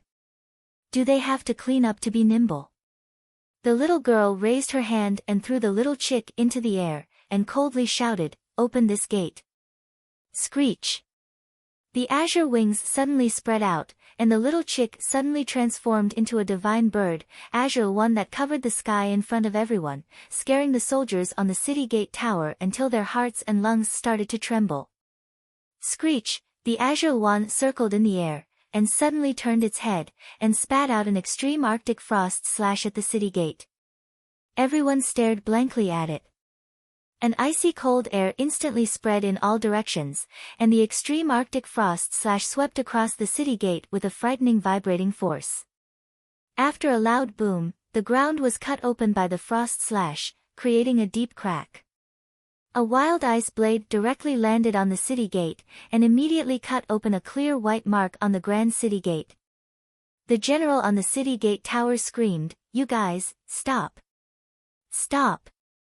Archers, get ready! If you don't stop, immediately release the arrows. Release!" Ah! Before that general finished shouting, he saw the azure one flapping its enormous wings in the air suddenly charge over. After a sharp screech, it spat out an icy cold air, and immediately wrapped around that pitiful general, melting him into an ice sculpture in a matter of minutes. Wei Nanfeng felt that at this time, he should perform well, and strive to leave a good impression in front of the little girl, so as to prevent his friendship with Mo Lian from really ending. But before he could shout to the general, the little girl started fighting with someone again, and in a short while, that general was frozen. Wei Nanfeng felt a faint sadness. He still hadn't displayed his negotiation eloquence. Screech! The azure wand circled half a circle in the air, and looked like it was about to turn back and release another attack. A steady shout sounded from the city gate tower, "Everyone, please stop. A misunderstanding, it's all a misunderstanding. Open the city gate, immediately open the city gate. Big Green, come back." The little girl waved her hand towards the sky, and spoke concisely and powerfully. The azure wand rapidly swooped down, and when it reached the little girl, it had already transformed into a little chick, and cutely jumped onto the little girl's shoulder. Well done. The little girl's face was taut as she gave a rare compliment. Coo. Da-Ching flapped its wings happily. The city gate finally opened. The one who spoke on the city tower was Shuang City's city lord, Lu Gu. After he received the news, he rushed to the gate of Shuang City without stopping. Only then did he prevent a disaster. At this moment, his forehead was covered in sweat. He wiped it with his sleeve and hurriedly ordered people to carry the general's ice sculpture down the city gate tower to welcome this group of fiends. He couldn't help but secretly blame the general for not being tactful. Wasn't this just asking for a snub? With the strength of these people, even the Eagle battle team could be annihilated in minutes. If they wanted to kill them, it would be too easy. They actually didn't allow anyone to enter the city. This was simply courting death. You are all mystic cultivators, right? You have to abide by the rules after entering our Shuang City. You have to pay a fee to enter the city. There are about 80 people in your group, right? Including the ones at the back, there were 100 people. It doesn't need to be too much, just pay. Before the document of Shuang City's entry into the city was finished, he felt as if he was being watched by many people. It was as if those scorching gazes were going to burn a hole in his body. The city lord looked at his subordinates resentfully for failing to meet his expectations. Are you a bunch of idiots? Under these circumstances, you can actually ask people to pay a fee to enter the city? The little stoic looked coldly at that document. Do you want to pay a fee or do you want your life?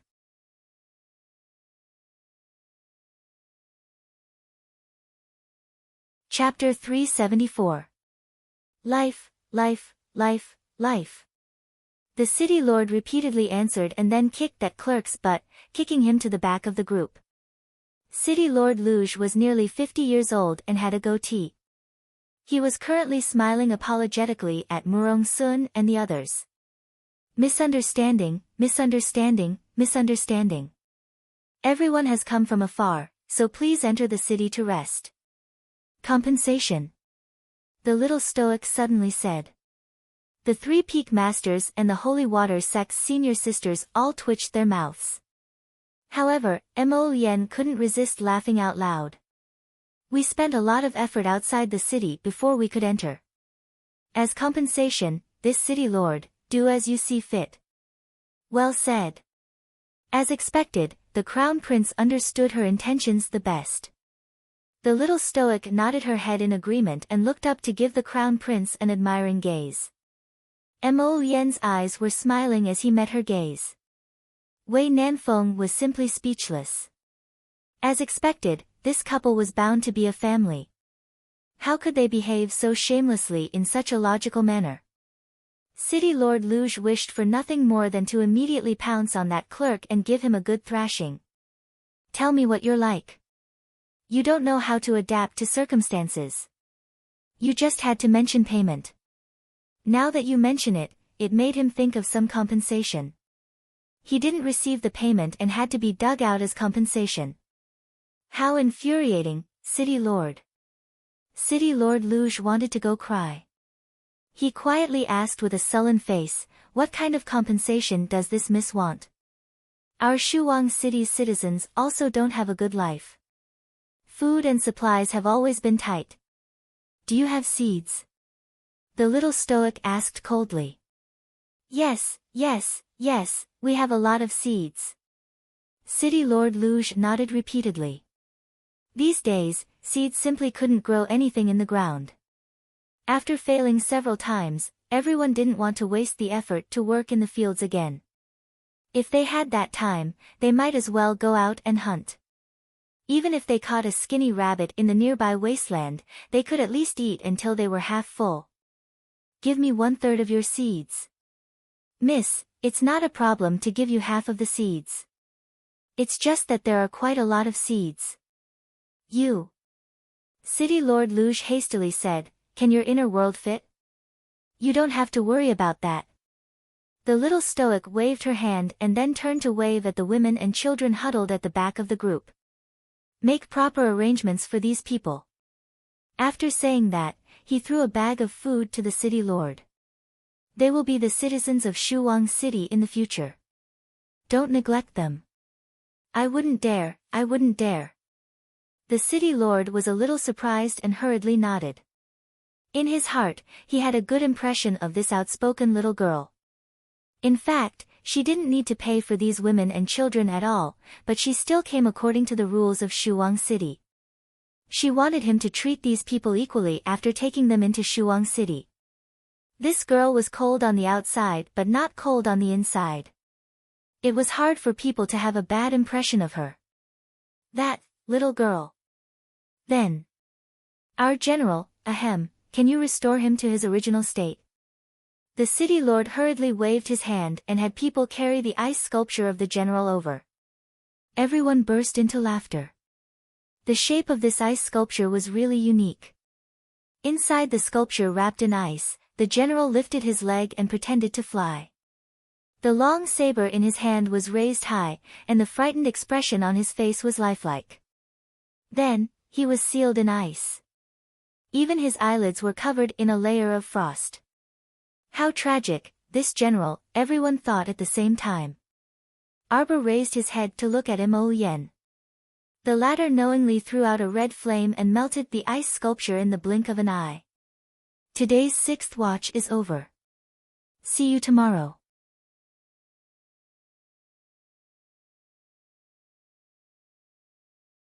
Chapter 375. After the layer of ice fell off, that general returned to his senses with a shudder and started coughing. However, the little stoic's eyes narrowed dangerously, and she abruptly looked up at the crown prince again, glaring at him with an unpleasant expression. Mo Yen hastily reached out to hold her soft fingers and whispered, I won't do it again in the future. Really, I promise. Everyone was baffled. They didn't understand what they were talking about. Wei Nanfeng even lowered his head to look at himself, thinking, this time, it wasn't me who angered the little great ant, right? Only Mo Yen and Arbor knew what was going on. The reason why Arbor was glaring at him was entirely because he discovered that the crown prince controlled 2 types of flames. The purple flames were strong, and the red flames were weak. That's why he definitely wouldn't release the purple flames when he was melting someone's ice, so as to avoid roasting that unlucky general instantly. Just like when he previously dealt with Wei Nanfeng, he also released the red flames. However, when senior sister Shueshao blocked his path, he was so angry that he wanted to release the purple flames. At that time, he really went crazy and wholeheartedly wanted to directly kill senior sister Shueshao who was blocking his path. Humph.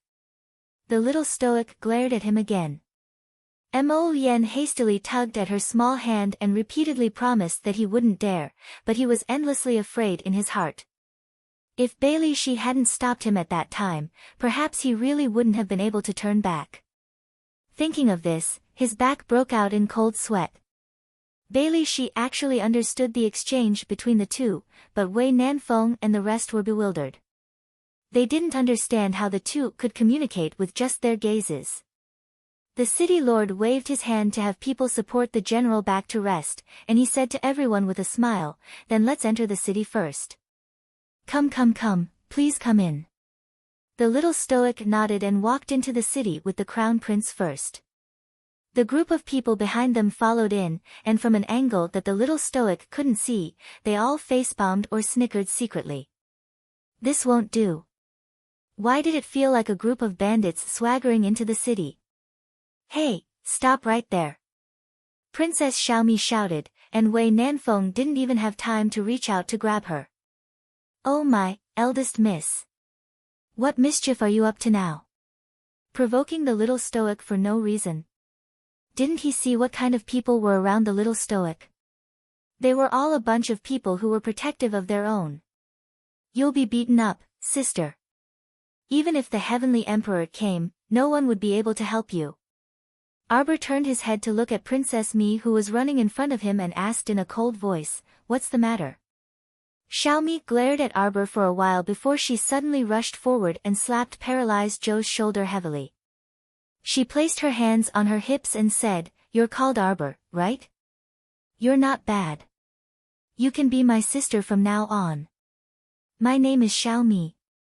Princess of the Southern Xiao Kingdom, you're welcome to visit my Southern Xiao Kingdom after the competition. I'll definitely treat you well." Everyone was dumbfounded. They thought that another bloody conflict was about to happen. In the end, the development of the situation made everyone laugh involuntarily. Girls are all strange creatures. You can befriend them just like that. Weren't there a lot of unpleasant things along the way? Murong Sun decided to rest in Shuang City for a few days. The city lord arranged accommodations for the group of people without hesitation, and then quickly arranged for carts of seeds to be transported over. Peak Master Murong. The city lord of Shuang City finally learned of the Holy Water sect group's identity, and a very friendly smile immediately piled on his face. He cursed the stupid general to death 10,000 times in his mind. Look at you, you dare to insult anyone. You had a head on your shoulder, yet you didn't even figure out the situation and actually dared to attack a group of mystic cultivators.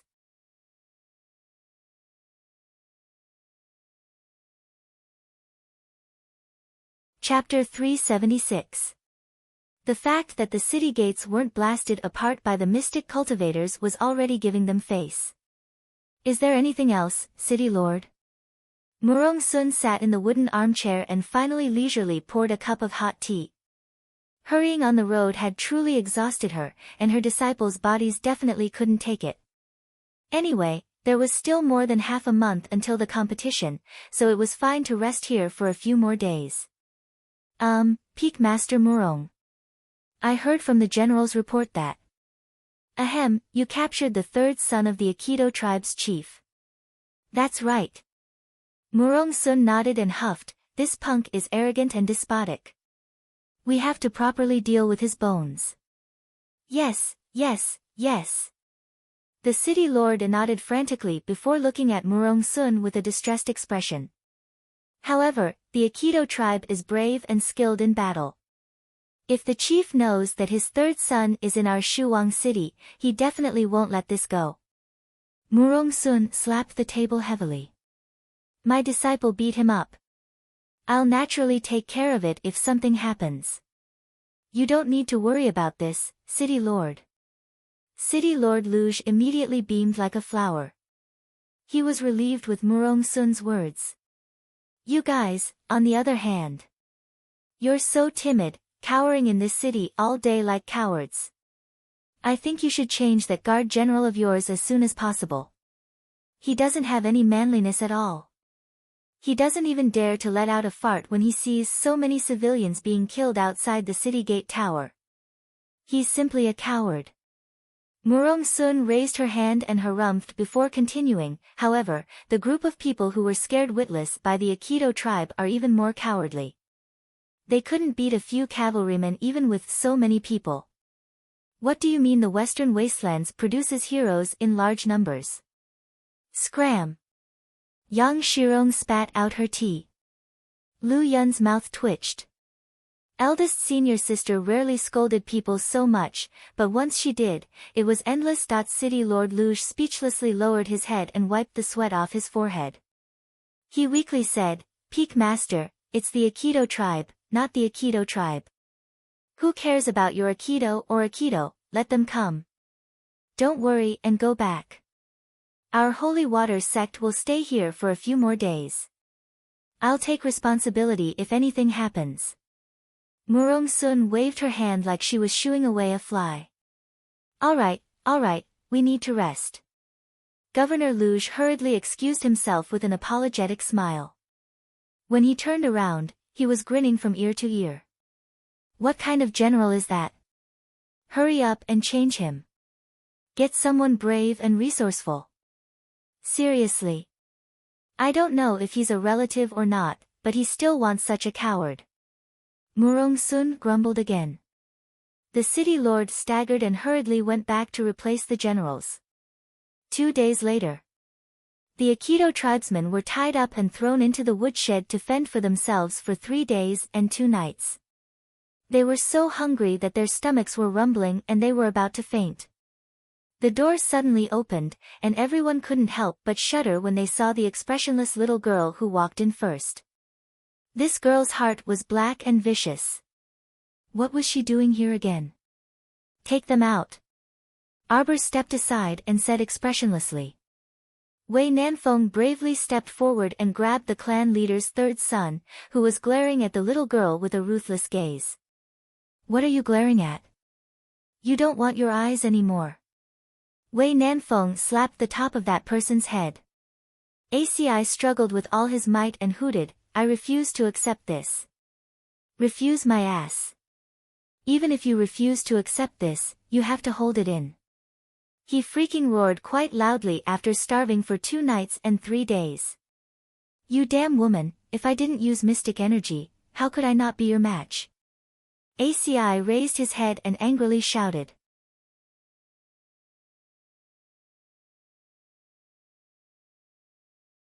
Chapter 377. Just as Mo Yen was about to make a move, she was stopped by Arbor. The little girl asked coldly, what do you mean? You still want to fight? Haven't you been beaten enough? We don't know who's going to beat who yet. ACI straightened his neck, and his pitch-black eyes emitted a wolf-like luster as he continued to hoot. Wei Nanfeng looked at him speechlessly. Did he know how to write the words, courting death? Did he know, young man? You're courting death. A grim killing intent flitted past Mo Yen's eyes.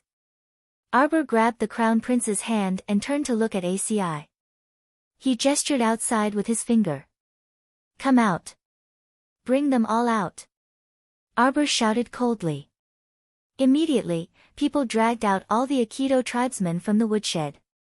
Assie's gaze was like an untamed wild wolf in the wilderness, emitting a ruthless glint, as if he wanted to tear the little girl apart and swallow her into his stomach. Untie him. At the little girl's command, people immediately walked up and untied Assie's bound hands and feet. ACI was like a ferocious tiger freed from its cage and suddenly pounced in front of Arbor. The little fellow took a sidestep and immediately flashed behind him. Without saying a word, a fist landed heavily on Ya's back. ACI only felt a burst of pain and staggered forward a few steps. He turned his head and swung his fists fiendishly. He ran forward a few steps and swung his fists at Arbor's face with all his might. Following the whooshing of punches, gusts of wind rose. Arbor shifted his position with a sliding step and ruthlessly kicked Assie's back left knee without mercy. Assie's vicious eyes instantly emitted a severe glint like a hawk's. He fell to the ground with a howl, but before he could stand up, he felt a small foot stomp heavily on his back, nearly breaking his bones in an instant. Princess Mi, who had heard the news, guffawed with her hands on her hips. Western barbarian, you also have a day like this. You're asking for a beating. Bailey she raised a brow and watched from the side with his arms crossed. Do you submit? The little stoic stepped on the youth's back. I don't submit. Even though ACI was currently in a sorry state, he still stiffened his neck and threw out these 2 words. I'm Aikido's young hero. He was the son of Eagle, the son of Lone Wolf. You cannot extinguish the unyielding flame in my heart. The little stoic was bewildered. Whose son are you exactly? Do you admit defeat? The little stoic expressionlessly stomped on his foot again. No. I submit. The young ACI roared. How can I submit to a woman? So what if I'm a woman? Princess Mi raised her eyebrows. The little stoic stomped her foot on his head, scattering this youth's small braids. Cough, cough, cough. Assie's face was covered in blood as he roared angrily, Woman, what's the use of being powerful? In our western wasteland, women are born to be conquered by men. You are no exception. Mo Yen was instantly enraged. She pulled the little fellow to her side with one hand, and without any explanation, she lifted the young man up from the ground and punched him in the mouth. This punch landed solidly. The young Yas only felt the corner of his mouth rupture, and blood burst out from his lips. Even his teeth were somewhat loosened. Bastard! You dare to make a move against me? I'll slaughter you. ACI pounced at Mo Yen with reddened eyes, but the Crown Prince promptly kicked him to the ground. The Crown Prince then grabbed his loose braid and smashed his fists into that handsome face with thuds and thuds. Wei Nanfeng, who was watching the show from the side, simply couldn't bear to watch. How could this person be this stupid? Pfft! ACI spat out a mouthful of blood.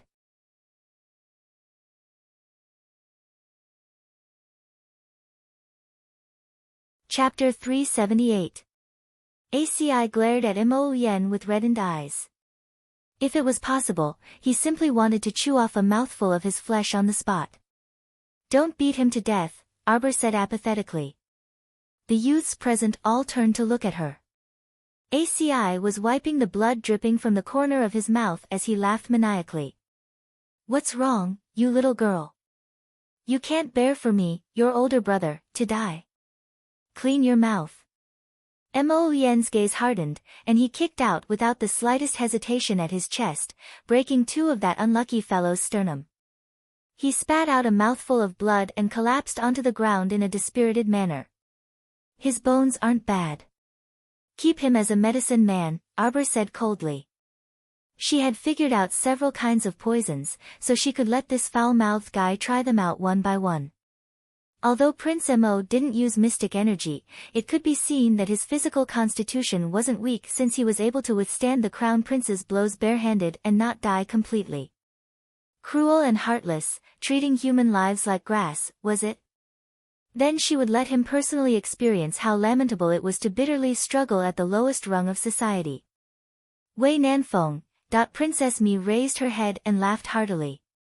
As expected of my younger sister, good. Let's do it like this. This Western barbarian has a foul mouth.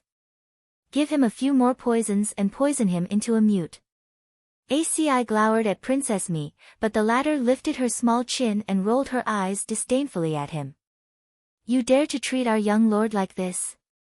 Aren't you afraid that the Aikido cavalry will flatten your Shuang city? An Aikido tribesman roared angrily. Noisy. The little stoic glanced at those Aikido tribesmen in displeasure. Immediately, someone stepped forward and directly stuffed this Aikido tribesman's mouth with a piece of mud that came out of nowhere. That person's face flushed red, and his eyes were filled with rage from being humiliated. Feed him this. Arbor handed a small brown square box to one of the guards and said indifferently, feed him 1 pill every 2 hours. Feed him 11 pills a day. Yes. When that guard received the small box, his arm trembled slightly, and he walked towards the youth ACI without looking sideways. You dare. You bunch of bastards. Just you wait. I, ACI, won't die so easily. I will fucking survive. Blurg. Yas was punched in the stomach by the guard. He bent over in pain and subconsciously opened his mouth. A pill the size of a jelly bean was directly stuffed into his mouth. It dissolved in water, and before he could spit it out, the pill had already turned into liquid and flowed down his throat. Yas's handsome face was dark to begin with, and now it was as dark as the bottom of a pot. In the next 3 days, Yas deeply experienced what it felt like to be in hell. There were 24 hours in a day, and he would be in pain for 20 hours. Sometimes, he would feel as if ants were gnawing on his body. Sometimes, he would feel as if his flesh was being cut open by a sharp blade. Sometimes, he would feel as if his heart was being cut open by someone. Hundreds of silver needles were piercing his heart non-stop. Pain. Every morning, the wretched girl would insert needles into his body to relieve the pain as usual. She would even put ice on his forehead to help him heal the broken bones in his chest. Today, when that cool sensation touched his scalding forehead, ACI inexplicably felt his heart tremble. He struggled to half open his eyes and abruptly propped himself up to grab her wrist, gripping it tightly as he looked straight at her. Let go. The little stoic's voice was terrifyingly calm. If I don't let go. Slap. The little stoic's hand was as fast as lightning, and a heavy slap landed on the youth's face, directly knocking him sideways onto the bed.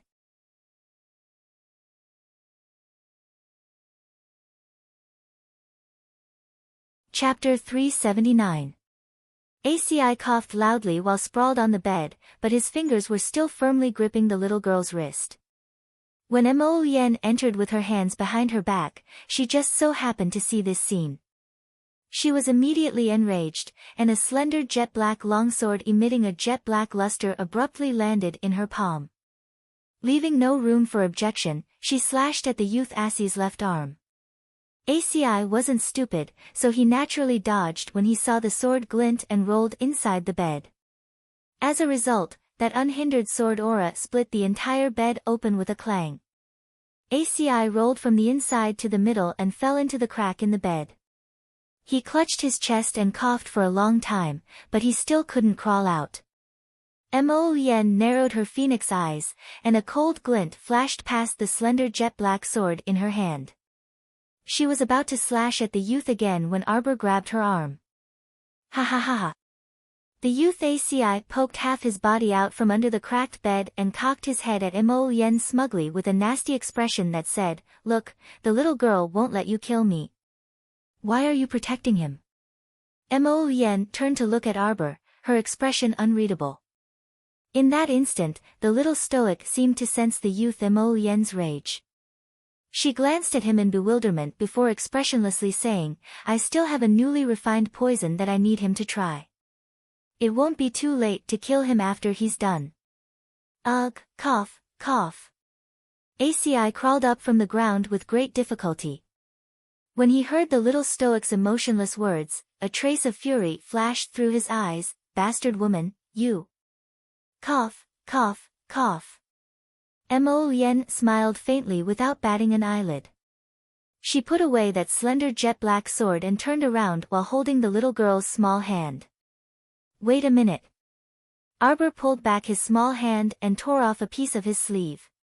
He threw it on the ground and stomped on it. Behind the two of them, the wolf-like ACI stared fixedly at the girl's back.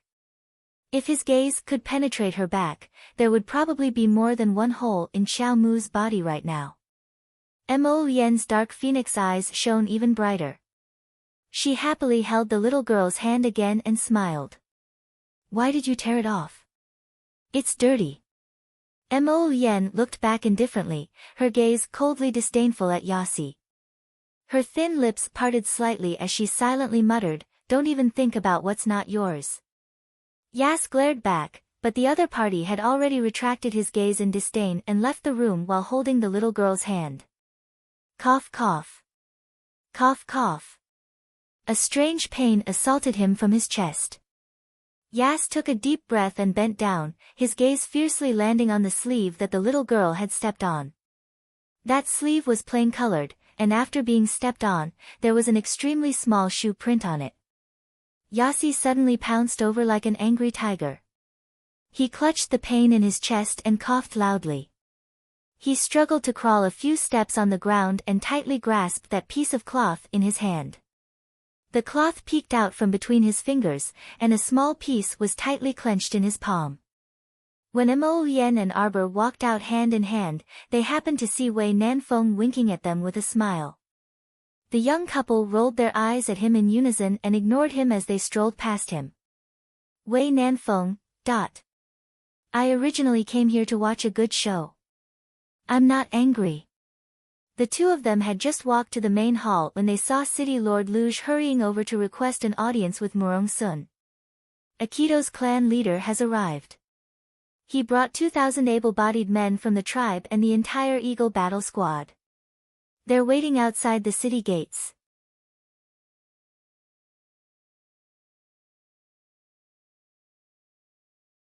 Chapter 380.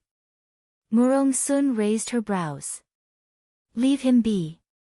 Let him do as he pleases. Let's see if he dares to directly attack the city. More people. TSK. Who were you trying to scare with more people? City Lord Luge wiped the sweat from his forehead and hastily carried out the order. The next day, ACI was brought to the little stoic on his last breath. Although he was so exhausted that he was practically limp and unable to move, his pitch-black, wolf-like eyes still emitted an untamed glint. Why? ACI couldn't help but question the little girl as he looked at her icy profile. The little girl was no more than 12 or 13 years old. Her little face was as cold as snow. From his angle, he could see that she was holding a bottle of transparent liquid and gently shaking it. Her brows were slightly furrowed. Why? ACI roared angrily before the guard next to him punched him in the head. What are you roaring for? Arbor turned around and coldly stared at the youth in front of him. After the youth's braids unraveled, his half-length hair that reached his neck was disheveled and scattered around his forehead and ears. His wolf-like eyes emitted a ruthless glint through the strands of hair on his forehead. Why are you treating me like this? ACI clenched his fists and indignantly questioned, the weak are prey to the strong in the western wastelands.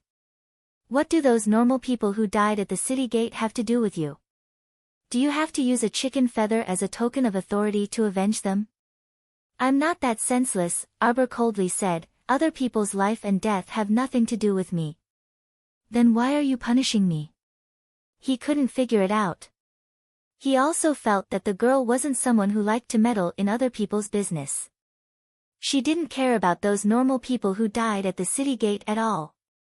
You were the one who started it. Arbor threw down this sentence and didn't want to explain at all. He handed the medicinal liquid in his hand to the guard next to him. Give it to him to drink. This is the last time you test the medicine. If you're lucky enough to survive this time, then your life isn't meant to end yet. We'll write off all past debts. After the little stoic icily said this, she turned around and left. ACI didn't understand the reason, but he felt pain in his heart. 2 guards held him down, and he couldn't stop struggling. His gaze was tightly locked onto her chilly back for a long time. Why? Why? Do you think you can cut off all ties with me like this? Don't even think about it. Damned girl, come back here. Who the fuck am I to write off my debt with you? Get back here. ACI angrily kicked his legs and glared at the back of the girl's head with a pair of fiendish eyes. One of the guards was almost unable to hold down the struggling youth. 2 more guards ran over from the side and hurriedly forced him to kneel on the ground. 4 of their hands desperately pressed down on his hands and poured medicine into his mouth. Yas choked on the medicinal liquid in his mouth and coughed loudly.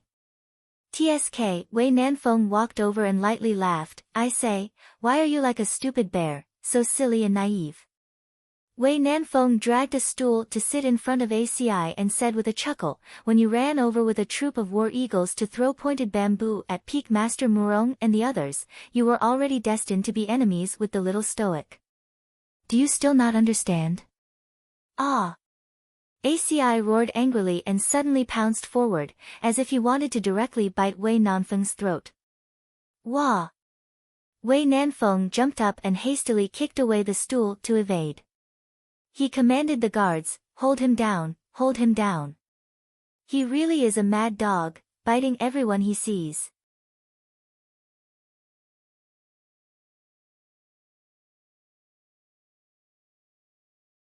Chapter 381. 4 to 5 bodyguards swarmed forward and pressed ACI to the ground again. However, they didn't need to do anything else. The poison in Assie's body had already flared up, and he was powerless to resist. The youth curled up on the ground, his limbs shivering and twitching non-stop. A layer of frost covered his hair, eyebrows, and even lips. Watch him. Wei Nanfeng quickly ran out and stood under the scorching sun before his entire body couldn't help but shudder.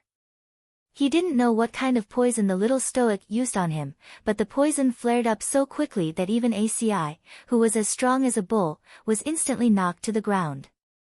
He turned to look and saw the little girl sitting under a tree with a thick book on her knees. She was currently reading with her head lowered. Her lowered eyes were peaceful and serene. How could anyone tell that she was the vicious little girl from earlier? A brown square wooden box was placed on the short table in front of her, and steam was rising from 3 cups of tea next to it. The 3 peak masters drank tea and chatted, occasionally glancing at the little girl flipping through the book. Disciple. This book was sent over by the city lord just now. Murong Sun raised her brows. Her disciple's speed at flipping through the book was a bit too frightening. Her eyes didn't linger on the page for more than 3 seconds before she turned the page. What the hell could she see from flipping through the book like this? Yes. Arbor nodded. Just as she finished flipping through the book, Mo Yen walked over. Ignoring Peak Master Murong's piercing glare, Mo Yen pulled the little girl up. He glanced at the book on the corner of the short table and slightly raised his slender brows. Jojo, let's go. A batch of the ebony you wanted is here. So fast. The little fellow's eyes brightened. Come back soon. We're about to start eating, so don't talk for too long. Peak Master Murong quickly shouted. Mo Yen lightly harumphed and hooked the little fellow's soft fingers, directly dragging her away. Your master is really annoying. Halfway there, the youth leaned close to the little girl's ear and whispered. Arbor turned around and glared at him, but the youth chuckled in return. Jojo, did you finish reading the medical book the city lord gave you? Yes, I have. The little girl replied unhappily. She didn't know why, but when she flipped through the pages, she felt that the book was extremely familiar. The content of the book was very basic, as if she had flipped through it countless times, and it was entangled in her heart after countless twists and turns. She really wanted to know how many medical books and poison collections she had read. Did she really read all the medical books and performed acupuncture no less than 1,000,000 times? Otherwise, why would she be able to concoct the clear radish pill and even refine the clear radish poison just by looking at the clear radish flower? What was given to ACI was none other than the most potent poison of the Viridian vine. Compared to the 9th grade Een poison pill that the princess had tried to feed him, the toxicity of the Een poison pill was worlds apart. I remember that the Imperial Physician Building has quite a number of such books. I'll get someone to sort them out and send them to you in 2 days. Arbor nodded repeatedly. She only needed to borrow it for a while before returning it. Jojo, come and take a look. Is this ebony cut into this size suitable? If not, I'll get someone to make a new one.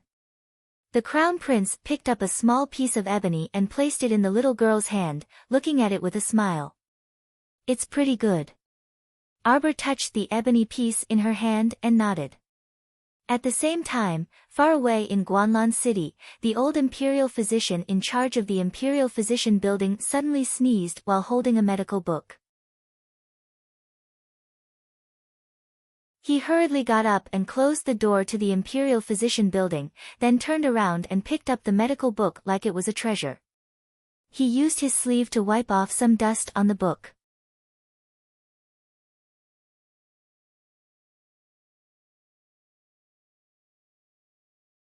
Chapter 382. Arbor stored the ebony into her only purple storage talisman, thinking that she had to draw some talismans tonight.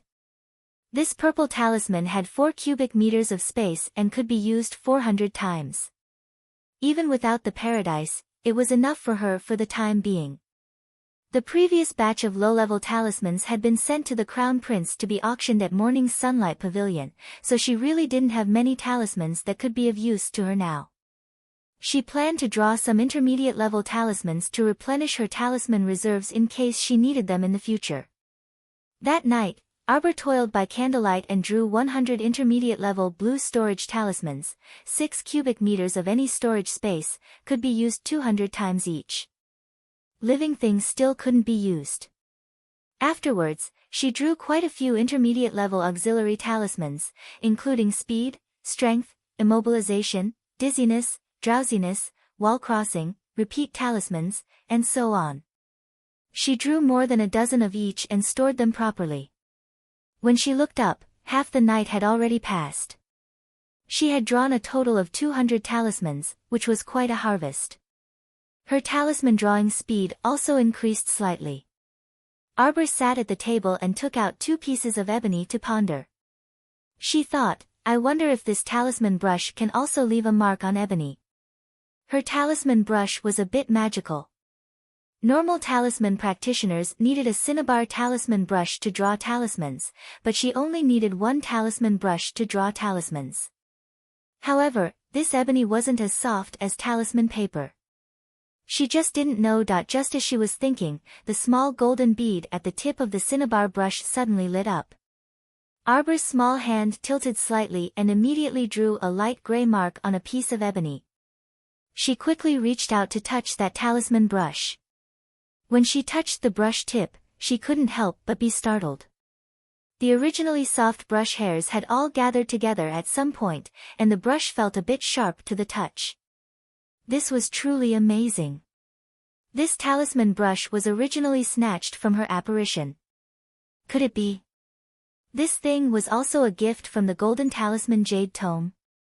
When she thought of this, the little stoic's mouth twitched unconsciously, and she found it a bit funny in her heart. She tried to continue drawing on that piece of wood she had drawn on, and a few minutes later, she completed an intermediate-level blue summoning talisman. She stared at that intermediate-level blue summoning talisman drawn on ebony, and her eyes suddenly brightened. The talisman power doubled again. The level of talisman power directly affected the duration of the talisman. Back then, the blue summoning talisman drawn on talisman paper could be used for 6 days. Now, this talisman drawn on ebony could be used for 12 days. Although the Qing one she summoned disregarded the rules of time from the very beginning, there was no guarantee that if this summoning talisman was given to someone else, it would follow the rules of time. That's right, I can let the Crown Prince try it out tomorrow. She hurriedly drew 2 more storage talismans. Not long after, a blue light flashed, and 2 intermediate-level blue storage talismans were completed. 12 cubic meters of storage space can be accessed 400 times each. How amazing! The fine-grade blue talisman drawn with ebony was much more spacious and easier to access than the peerless grade purple talisman she had drawn with talisman paper. She still had a lot of ebony and could draw another Xian gathering glyph array. The little girl was overjoyed. After blowing out the lamp and resting, she lay on the bed and hugged the newly drawn ebony talisman. She tossed and turned happily for a while before falling asleep in a daze. Early the next morning, when she saw Mo Yen in front of the dining hall, the little girl ran over in high spirits. She tugged at Mo Yen's hand and said, "Come with me." Affected by the little girl's happy mood, Mo Yen followed her to the open courtyard with a smile and casually teased, "What is it, Jojo? You missed me this much after not seeing me for one night?"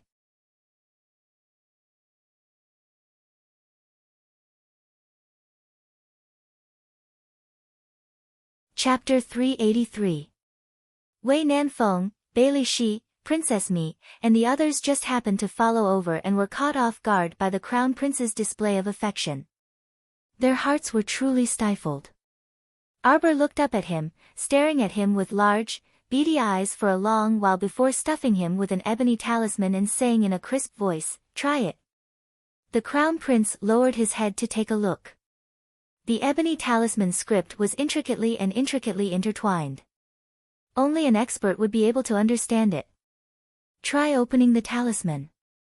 Seeing that he didn't respond for a long time, Arbor impatiently pulled his 5 fingers over and lowered his head to nibble on his index finger, squeezing a drop of blood onto the blue summoning talisman.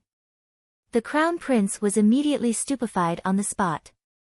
His entire person had completely turned into a wooden stick, stupefied as he stood there motionlessly. He only felt the little fellow's lips and teeth landing between his fingers.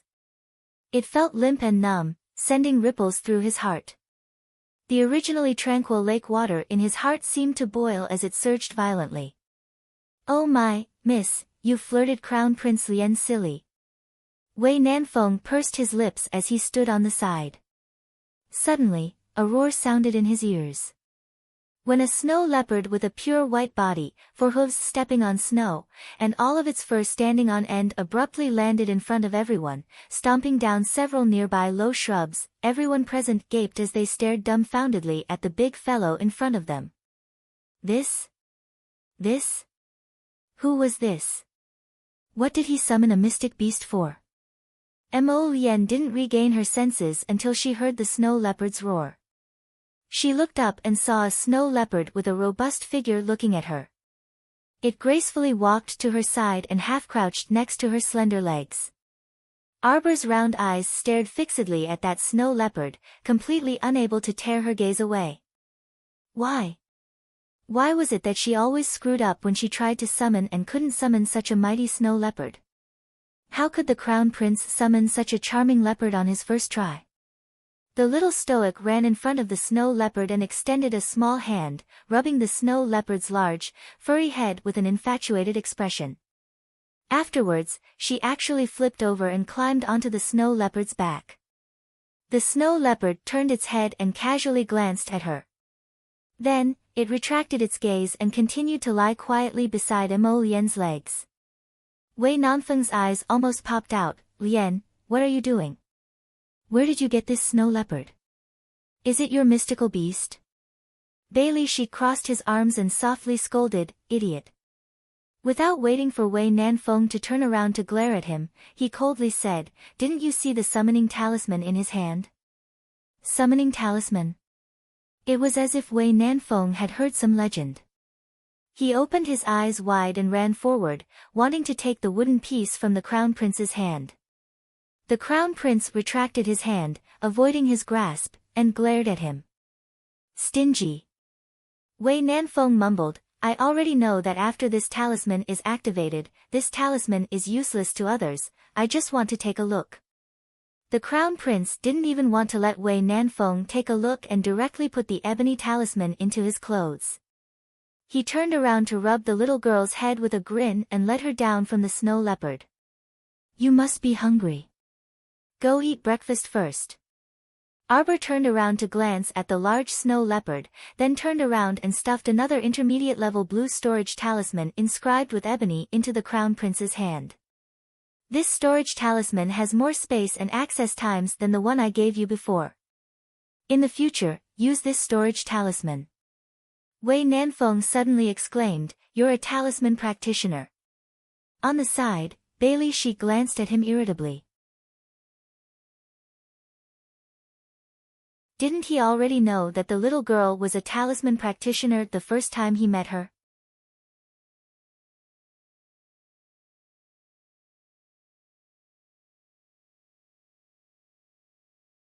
Chapter 384. Was there a need to make such a big fuss over nothing? Bailey Shi swept a glance at Wei Nanfeng. Heavens! He was actually disliked by a talisman master. Wei Nanfeng only felt a dark cloud hovering above his head, and his chest felt so stifled. A 12 to 13-year-old talisman master could draw the legendary summoning talisman. What kind of standard was this? This was definitely a great talisman master in the midst of maturing, the kind with limitless prospects. However, he fell out with her on the first day. Wei Nanfeng had a mournful face as he followed beside Bailey Shi dejectedly. He said in a low voice, I thought that the talisman array she used when she leapt into the air to fight with you that day was just me seeing things. No matter how I thought about it later, I felt that it was impossible for a 12 to 13-year-old little girl to be able to draw talisman matrices in this world. I just... Deceiving himself like this, he brushed this matter aside and didn't think about it anymore. Thinking about it now, he couldn't help but feel that he was a bit laughable. Princess Mi also recovered her wits and said with an incredulous expression, I've only heard of that family in Guanlan City, the only talisman patrician family on our Seacombe planet. The number of big and small talisman masters is only a total of 100 people. Among them, there are also many who are over 60 years old. TSK, this younger sister of mine is incredible. She's already a talisman master at such a young age. Wei Nanfeng turned his head around and looked at Princess Mi resentfully. He felt that anything he said now was like using a knife to stab his heart. What are you looking at me for? I also can't help you ease your relationship with the younger sister. Princess Mi harumphed, then smiled as she pulled on Bailey Shi's arm and called out gently, Big brother Shi, let's go eat breakfast now. Bailey Shi's arm shook lightly and brushed away her approaching fingers. Then, he leaped onto a tree, and after a few leaps, his figure was nowhere to be seen. Wei Nanfeng speechlessly glanced over there, then turned to look at Princess Mi who was about to flip out, and hurriedly waved his claws and swiftly slipped away. Princess Mi was still about to say the word, go, when she saw that Bailey Shi had disappeared without a trace. She was so angry that she stomped her feet and chased after him, shouting, Bailey Shi, come back here. When Mo Lien and Arbor walked over hand in hand, the person who attracted the attention of the Holy Water Sect's senior sisters was not the two of them but the large snow leopard following behind them. The snow leopard's eyes were jet black, and its fur was glossy and shiny. As soon as it followed the two in, it immediately took up most of the space in the dining hall. Everyone suddenly felt that the space had become much narrower. Many pairs of curious eyes fell on the snow leopard. Junior sister, is this a side dish? Chang Yushi's words made many of the senior and junior sisters spit out their food. The brains of the people from the second peak were indeed different. Who would eat such a big snow leopard? Weren't you afraid that you would become a side dish in the snow leopard's mouth? When Murong Sun, Yang Shirong, and Lu Yun entered, they saw this scene. The group of disciples stopped eating and all gathered around the snow leopard to watch. The snow leopard was a bit impatient from being surrounded by the senior sisters. It wanted to roar, but when it caught the crown prince's indifferent glance, it instantly stifled its roar. What were a bunch of bumpkins looking at when they surrounded it? Is there really such a miraculous item like summoning talismans? Chen Hanzi whispered. If it's as junior sister said, then if we can summon mystic beasts in the future, then wouldn't that break the rule that mystic cultivators can only have one contracted beast? When Xue Xiao thought of this, her eyes brightened.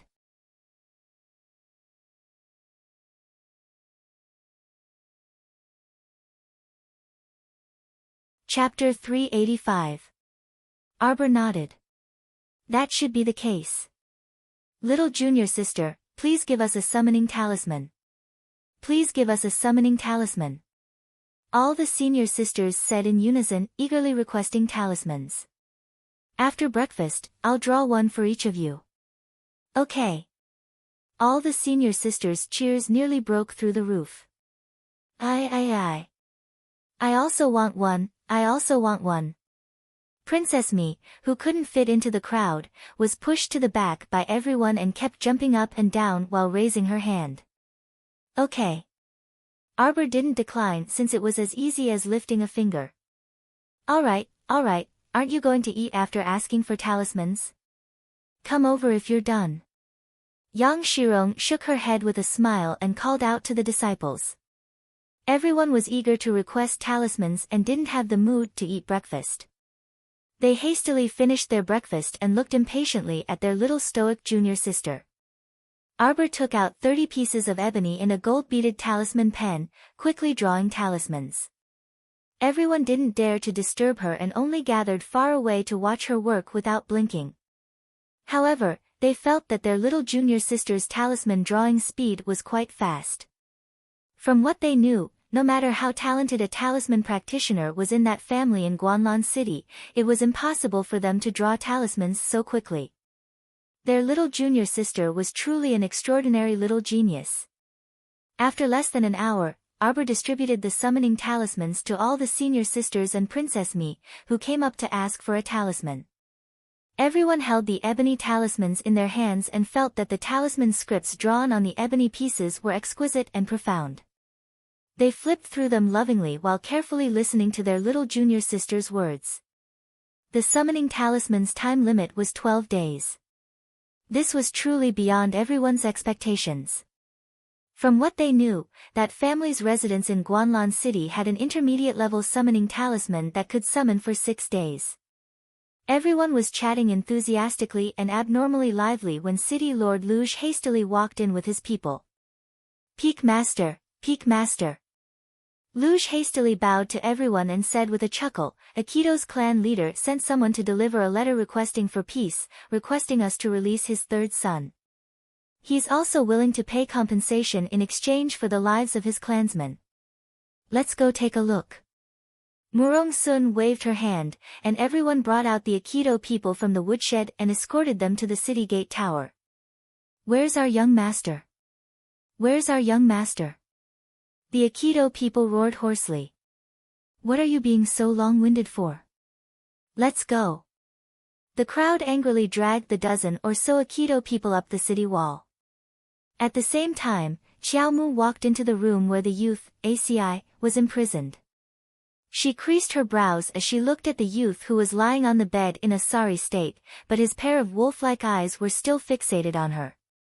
To be able to survive such a strong poison from a small bottle, there must be something strange about this young man's body. You can't kill me. I am the eagle of the wilderness, I am the destined future overlord of the West.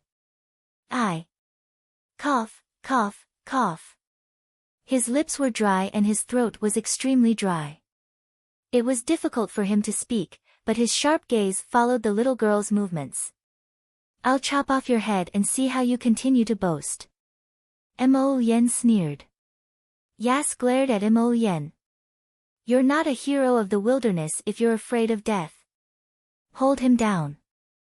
Arbor didn't waste words and directly ordered several guards to hold Yas down on the shabby bed. He took out a silver needle and pricked one of his fingers. He carefully examined his blood. Move him to the city gate tower. Arbor turned around and left after saying this.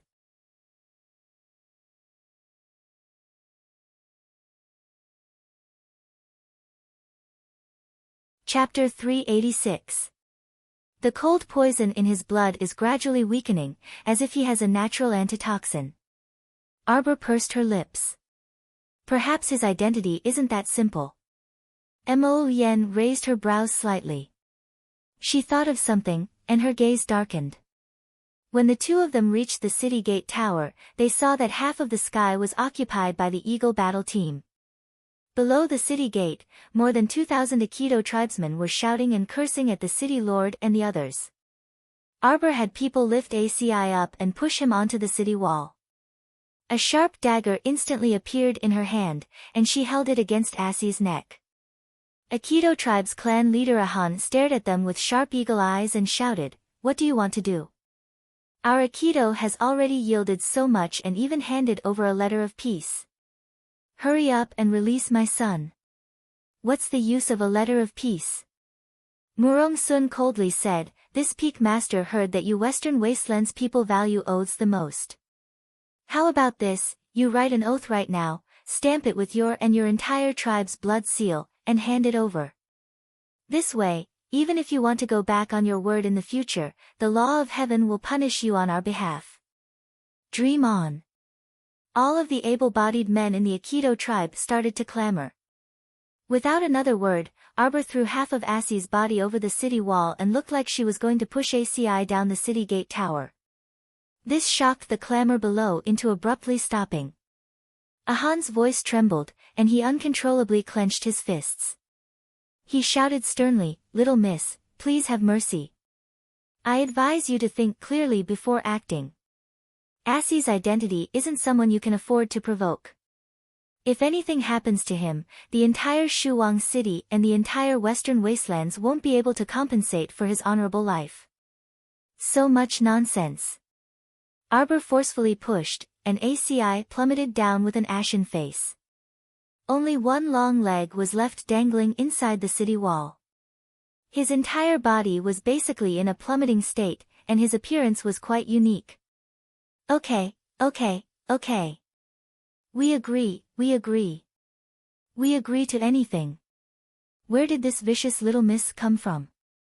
She didn't leave any leeway for others to consider. Ahan's eyes were bloodshot, but there was nothing he could do. Yas was Akito's weak spot. He definitely couldn't let anything happen to Yas. No one could bear the consequences. When the oath was handed up to the city tower, City Lord Lu Gu received it with both hands. He was so excited that he could not control himself.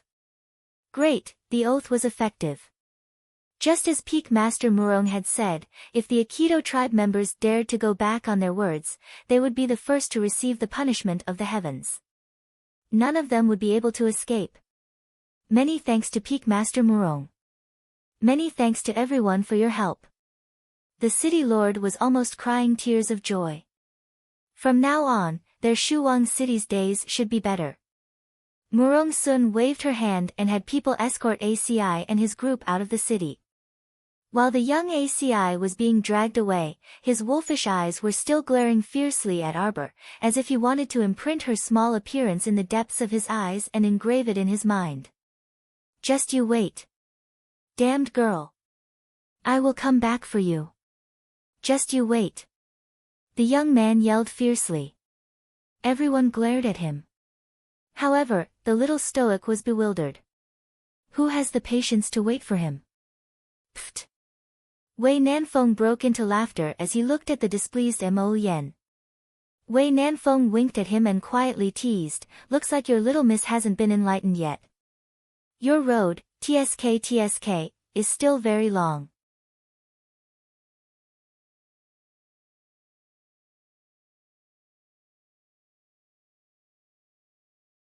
Chapter 387. Mo Yen didn't say anything and just coldly watched Asi's back as he was dragged away. Yasi was finally carried away by the Aikido tribesmen. Even at the foot of the city gate tower, that pair of malicious eyes were still directed toward the top of the city gate tower. What an annoying guy. Don't let him see him again. Murong Sun smiled and held her youngest disciple's hand. We've pretty much settled everything, and it's enough to rest for so many days. Let's enter Shixia Valley this afternoon. Shixia Valley was adjacent to Shuwang City. Outside of Shuwang City was its territory and bordered the southwest, but it didn't belong to the jurisdiction of anyone in the southwest. Its status was rather aloof. Shixia Valley and Celestial Medicine Valley were equally famous, commonly known as the Two Valleys. Both of them were praised by the common people for standing aloof from worldly affairs, and their reputations were extremely good. The competition this time involved the 3 sects and 5 factions, so it was naturally best to hold it in a neutral land like Shixia Valley. Murong Sun's group left Shuwang City under the respectful escort of City Lord Luge and the others. An hour later, they arrived at Shixia Valley's mountain gate. Shixia Valley was enveloped within an expanse of luxuriant flowers and green trees. The entire valley was in the shape of a gourd. The mouth of the valley was narrow, but it was said that the interior of the valley was a completely different world. The environment was extremely beautiful. There were a total of 12 disciples guarding the mountain gate. They were very refined and courteous in their treatment of people. It could be seen that Shixia Valley's upbringing was extremely good. When the 2 chief disciples saw Murong Sun and her group arrive, they hastily went up to greet them and cupped their hands in greeting. Greetings, fellow cultivators. Murong Sun said with a smile, we come from the Holy Water sect. I'm Murong Sun. So it is Peak Master Murong who has graced us with his presence. We did not know and have neglected you. Please forgive us. The 2 head disciples of Shixia Valley hurriedly bowed again. Everyone is too polite. Purple Firmament Gate's eldest disciple, Bailey Shi. Heavenly Tao sect's second disciple, Wei Nanfeng. The 2 princes reported their sect's identity and cupped their fists in greeting towards the disciples of Shixia Valley. Please invite them in. The people from the 2 sects have already arrived yesterday. Everyone, please follow us. When they entered the valley, they saw a gurgling stream, green trees, and all kinds of precious flower species planted on both sides of the path. The fragrance of the flowers assaulted their nostrils. Shixia Valley is indeed a paradise, the scenery is delightful. Everyone praised. When they passed by a 9-ringed corridor carved out of white jade, they came face to face with 2 people. They were dressed in gray robes that covered their entire bodies, making them look like lepers. Those two are friends from Ghost Faction. The Xixia Valley disciple raised his hand and introduced them, nodding in greeting at the two Ghost Faction disciples. Those who walked different paths could not make plans together. Among the 5 factions, only the Purple Firmament faction was worth befriending. The other 4 factions were truly unsightly. The Holy Water sect disciples were naturally unwilling to interact with the demons and monsters of the Ghost Faction, so they immediately followed Murong Sun and filed past the 2 Ghost Faction disciples without another word, not even bothering to greet them. The 2 Hellgate disciples raised their heads slightly. The one on the left had a petite figure and looked like a woman. Her gaze instantly fell on Mo Yen. To be precise, that piercing gaze was fixed on the little stoic beside Mo Yen. Arbor was currently raising his small head and whispering to Mo Yen beside him. When everyone walked past the 2 Ghost Faction disciples, nothing happened. It was only when the little stoic passed by that young girl from the Ghost Faction instantly attacked. Her 5 faintly black fingers caught Arbor off guard and clawed at his small face. If she was caught red-handed, the little girl's fair and frosty face would probably be ruined.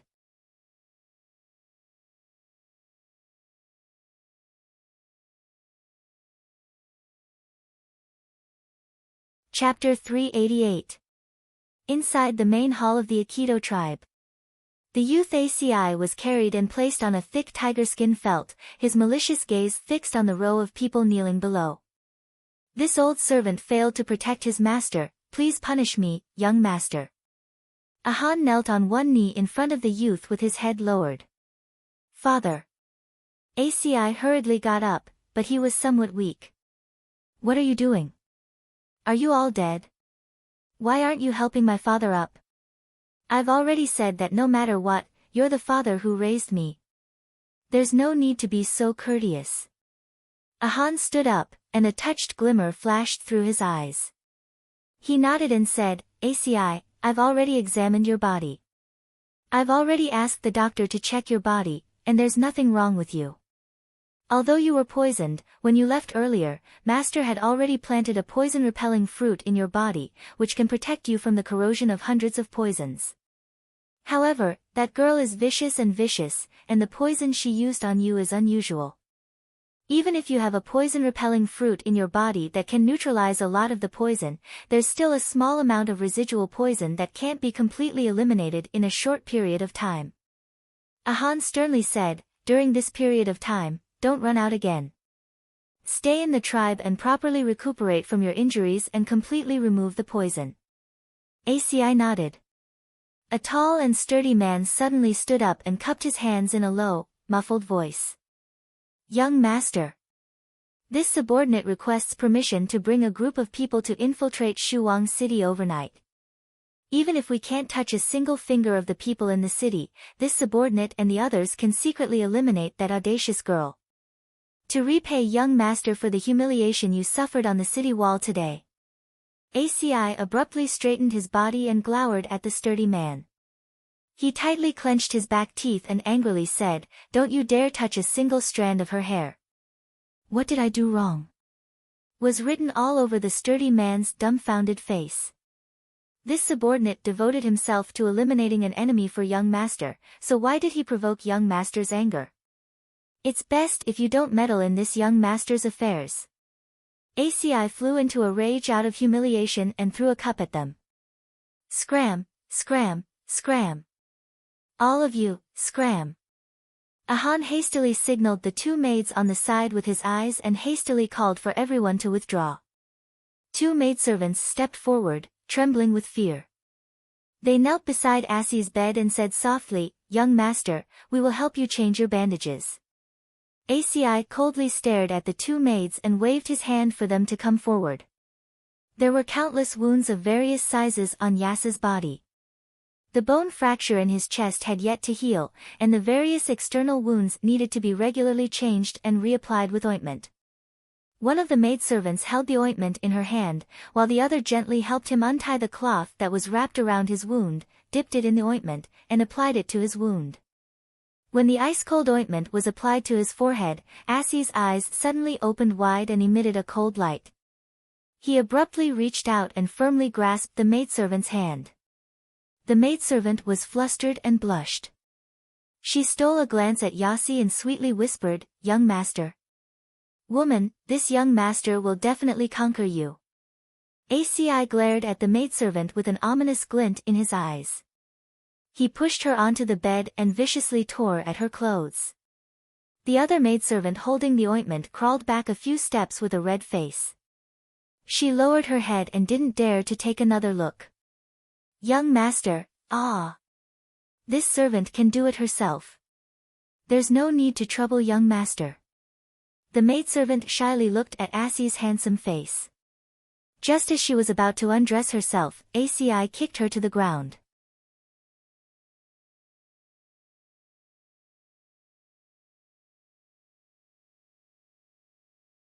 Chapter 389. Ah! The maidservant fell to the ground with a thump and frantically gathered her tattered clothes. She hurriedly crawled back 2 steps and knelt on the ground, not daring to raise her head as her shoulders trembled. "Your status is lowly and despicable. Ugly. Slut. Simply impudent. You dare to climb onto this young master's bed. You want to seduce this young master's pleasure. Simply indulging in fantasy." Aci strode off the bed with his hands on his hips like an angry lion as he angrily shouted outside, "Where are the Warhawk guards? Young master." Outside the door, several armored guards rushed in and stared covetously at the woman who was lying limp on the ground and trembling all over. "Drag her out of here. Behead her in public." Aci roared.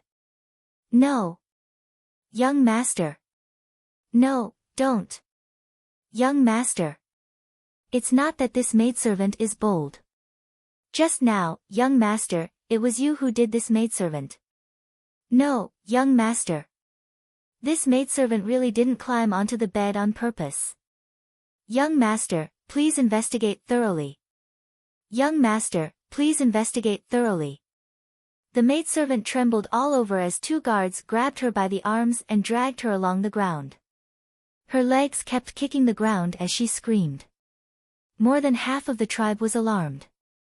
The men and women all came out of their tents and looked in surprise at the young maidservant who was dragged out of the young master's tent. Her clothes were messy and tattered, and a few strips of cloth fell loosely on her body. It was very difficult to cover her snow-white skin. The women gathered together and curled their lips in mockery as they coldly looked at the pitiful woman being escorted to be executed. What an idiot, daring to seduce young master. She deserves to die. Isn't that so? Everyone knows that young master is notoriously picky and hard to serve. She actually deluded herself into thinking of flying to the top. Simply laughable. The moment the head fell, the woman's screams and cries also disappeared. Aci stood in the tent with his hands on his hips, his cold gaze falling on the other maidservant who was kneeling on the ground with her head bowed. She was trembling and didn't dare to say a word. "What's your name?" Guing. Aci coldly stared at the maidservant named Guing. "You also think that this young master is cruel, heartless, and unreasonable." Guing hurriedly shook her head, but her trembling shoulders had already revealed the deep fear in her heart. "What are you waiting for? Come here and continue applying medicine for me." Aci retracted his cold gaze and turned around to sit on the edge of the bed. Guing hurriedly crawled a few steps forward. Without looking sideways, she stretched out her hand to apply the ointment. "Women. The next time we meet, this young master will definitely conquer you."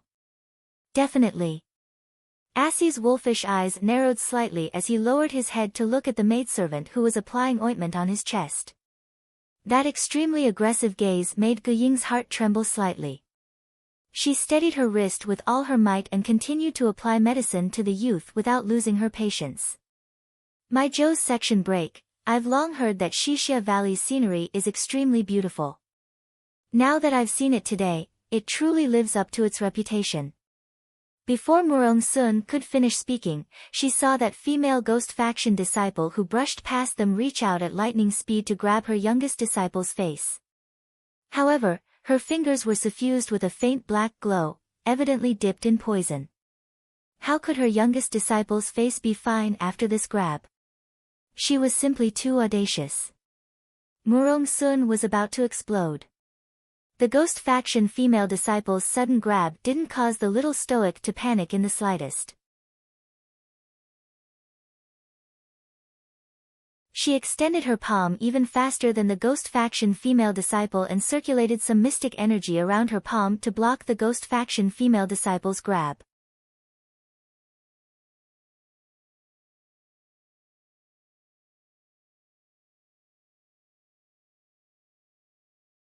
Chapter 390. Little Junior Sister. Everyone cried out in surprise because they could see that this female disciple's cultivation was not low. At the very least, it was not below their holy water sect disciples. They heard that the ghost faction had a set of crooked cultivation methods that allowed their cultivation speed to be many times faster than normal mystic cultivators. This ghost faction female disciple's fingers were unable to penetrate the mystic energy defense on the back of the little girl's hand and only left a shallow white mark on her left hand. Arbor lowered his head to look at the white mark on his hand. He raised his head with an icy gaze and stared at the ghost faction female disciple as if he was looking at a corpse. The next moment, the ghost faction female disciple's body flew up and was kicked far away by Mo Yen. She coughed out a mouthful of blood and collapsed on the ground with a dispirited expression. Mo Yen took Arbor's small hand and examined it carefully. Her fingers lightly caressed that shallow white mark. The ghost faction female disciple was a tough nut to crack. She didn't make a sound or cry out in pain, but she couldn't get up from the ground for a long time after being kicked by Prince Mo. The ghost faction female disciple's eyes peeked out from her long bangs. At this moment, she was staring resentfully at Arbor, who was beside Mo Yen. To be precise, her gaze was glued to Crown Prince Lien's hand that was holding the little girl's hand. "What are you doing?" Another ghost faction disciple hastily ran up and tried to pull the female disciple up from the ground. His eyes, which were wrapped in a gray headscarf, stared vigilantly at the Holy Water sect group. "Who are you? Making a big fuss here. Are you an idiot?" Princess Mi retorted without a second word. "You were clearly the ones who made the first move, all right? What do you mean by what are we doing? What can we do? Isn't that so? There's something wrong with your head." Chang Yushi also cursed. The ghost faction disciple's gloomy eyes looked straight at Princess Mi before sweeping over everyone. He felt that he and his junior sister had no chance of winning against so many people, so he resentfully planned to support his junior sister and leave. Who knew that the little stoic would say coldly, "Did I say you could leave?" The male disciple who was supporting the ghost faction female disciple suddenly froze. He stiffened his neck and turned his head around. His malicious eyes locked onto the young lady. "What do you want? My junior sister has already been reduced to this state because of you. Are you still not willing to let her go? She only has herself to blame. It has nothing to do with anyone." The little stoic shouted coldly and grabbed the feral with a swish. "You want to leave so easily after injuring me? Do you think I eat vegetarian and chant Buddhist scriptures all day long and assist the common people? Me? My junior sister has already suffered." Before the male ghost faction disciple could finish his sentence, he immediately sensed the stoic-faced little girl in front of him brandishing a terrifying mystic energy towards him and his junior sister. Boom! The nearby white jade corridor trembled, and jade fragments fell from the corridor. The little stoic leaped up and arrived in front of the ghost faction disciple with a whoosh. The mystic energy in her entire body surged, and a feral fell from the air. A line of fire shot out from the feral. This Xian weapon could feel its young master's anger and had already displayed its current peak state. Fuck! Wei Nanfeng screamed savagery in his heart, but he chuckled as he watched this commotion. Speechless, really speechless. Why did he provoke the little stoic without rhyme or reason? He had finally seen through the little stoic. She was usually easy to deal with, but once you crossed her bottom line, she would absolutely exterminate you directly.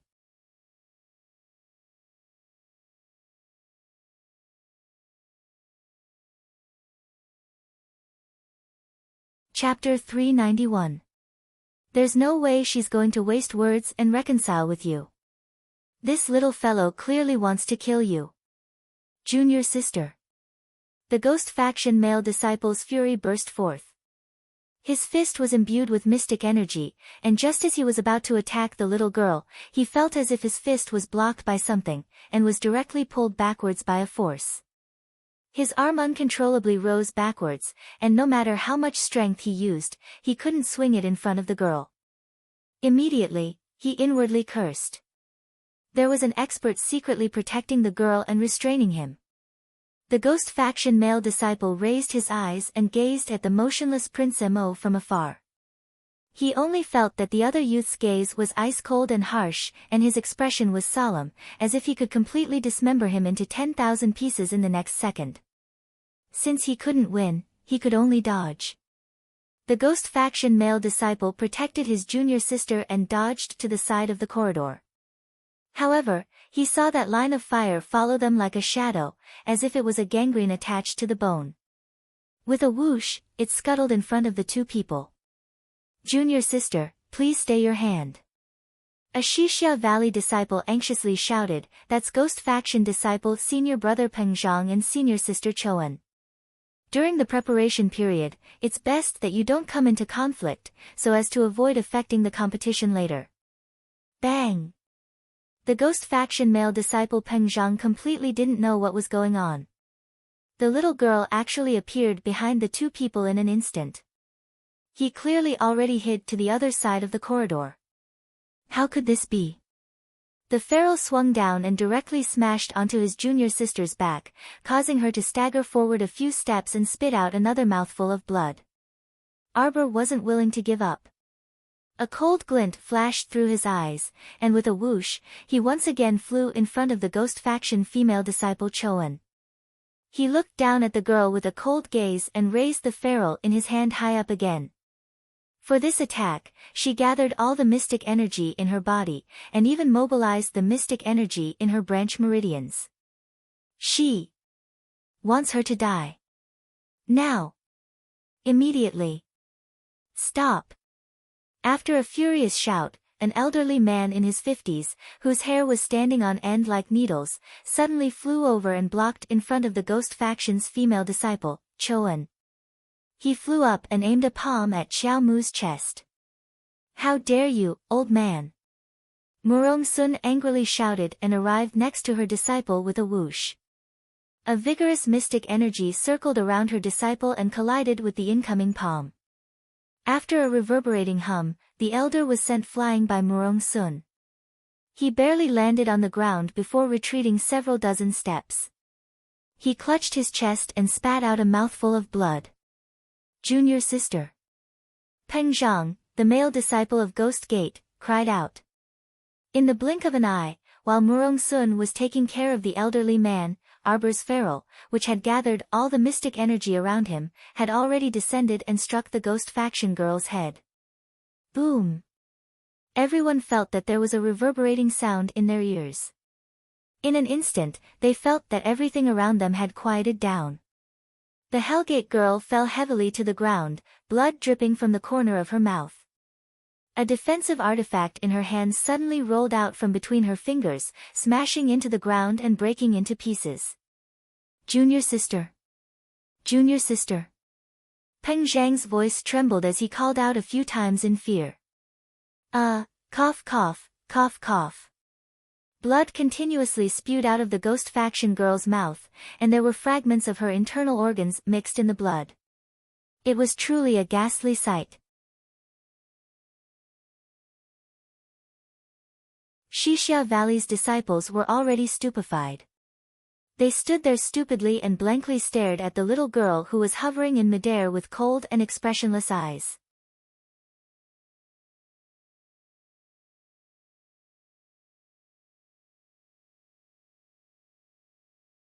Chapter 392.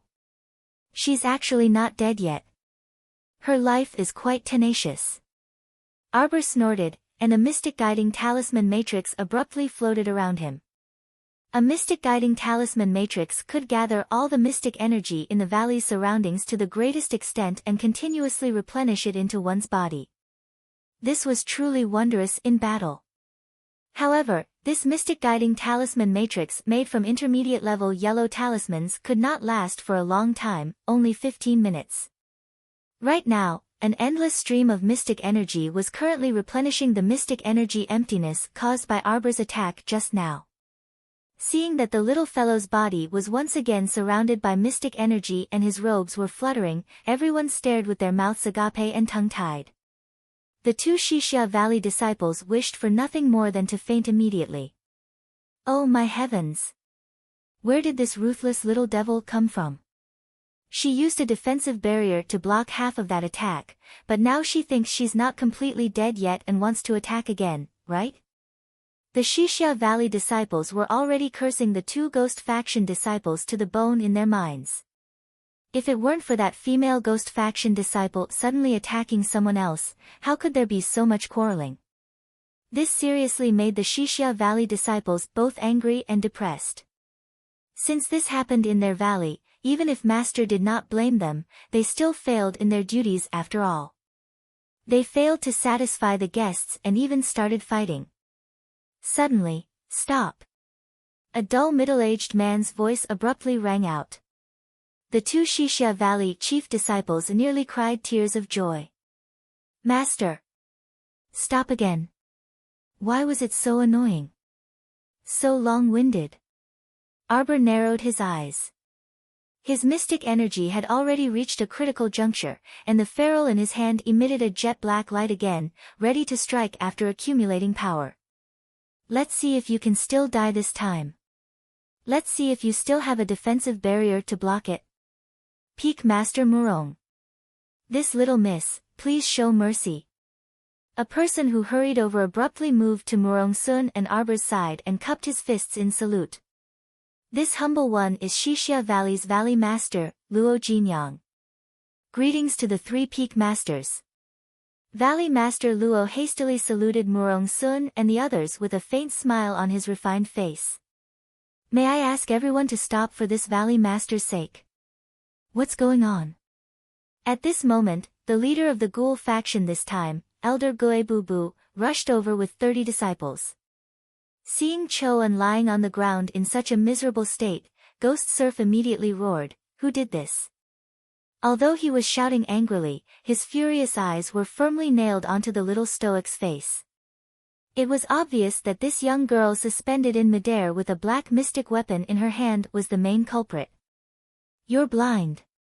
The little stoic uttered coldly, a sharp, murderous intent concealed in her eyes. Ghost Surd was furious.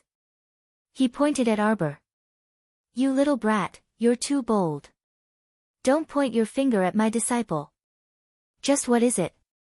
Go up and ask your disciple yourself. Murong Sun was furious. Peak Master Murong, Elder Gue. Please calm down, please calm down. As if putting out a fire, Shishia Valley's Valley Master hastily appeased the two's fury and said with vigor, Gentlemen, let's talk things out, let's talk things out. Let's figure out what happened first. Yo! I didn't expect it to be so lively here. What is the Ghoul faction planning to do by mobilizing all of their members? Do they want to start the competition in advance? A faint chuckle was heard from the corridor in the distance. They saw a youth wearing a purple robe and a jade belt walking along the white jade corridor with a grin.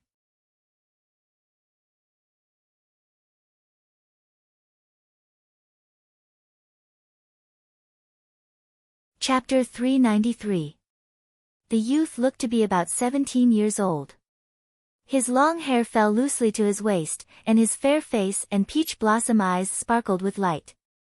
The corners of his eyes were slightly upturned, and his boundless romantic charm overflowed. His gaze could clearly steal a person's breath. Eldest senior brother. Eldest senior brother, take care. A daybreak sect disciple shielded his head with an umbrella. Eldest senior brother, it's already August, and the weather is starting to heat up. I'll fan you more, eldest senior brother. Another person was eagerly waving a fan for him. The youth rolled up his sleeves, and there was a careless smile on his thin lips as he occasionally looked up. Arbor happened to look back when she heard the sound, and she directly met the youth's smiling eyes. Both of them were startled. Little girl. The youth's eyes brightened, and he suddenly shouted. Arbor blinked and looked at the youth who was excitedly running toward her. For a moment, she seemed to remember how the youth wanted to trick her several years ago but was ruthlessly tricked by her instead. The stoic face was still that stoic face, completely overlapping with the memory he couldn't wipe away from the bottom of his heart. Duanyu beamed with joy, and the little gloominess that had lingered in his heart these past few days was instantly swept away when he saw this little stoic. He was well aware that with the little fellow's outlandish talent, she would definitely participate in this 3 sects and 5 factions competition. Thus, he instigated sect master Liang Wanshan to come to Xixia Valley early from the start so that he could see this heartless little stoic as soon as possible. Who would have expected that God's plans would always exceed man's? He waited here and there until he was about to grow moldy, but this little fellow was nowhere to be seen. Today's meeting had really surprised him. He was caught off guard and saw her. Truly surprised and delighted, Duanyu quickened his steps toward the little stoic. He didn't even glance at the ghost faction's female disciple, Choan, who was lying on the ground and foaming at the mouth. His beautiful peach blossom eyes rippled as he said with a chuckle, "Little stoic, what are you doing? Let's go. It's rare for us to meet, so I'll show you around Xixia Valley. I've been here for several days already, so let me tell you. Don't worry about it." The crown prince slowly walked over and glanced at Duanyu with his phoenix eyes. "I will bring Jojo around Xixia Valley." "You rascal, where do you want to go?" When Duanyu turned around, he pointed at Mo Yen as if he had seen the plague and exclaimed in shock, You. Why are you here? Preposterous. Why was this person always following the little stoic around? Humph, you don't need to worry about where I am. Mo Yen grumpily slapped Duanyu's finger away. Duanyu raised his finger again. You. Duanyu quickly bounced to the little girl's side. Stoic face, I'm telling you, you're still young right now. You mustn't be abducted by some strange big brother. Some people look like humans, but their hearts are actually very dark and scary. Murong Sun glared at the back of Duanyu's head. Why did she feel like this youth was like a strange big brother? What nonsense are you spouting? Peak Master Murong is here, don't you see her? Mo Yen timely stabbed Duanyu with a soft knife. Only then did Duanyu see Murong Sun's ladylike face. He quickly wiped away his mischievous smile and solemnly walked up to greet her. Greetings to Peak Master Murong. Disciple Duanyu, Daybreak Sect's chief disciple.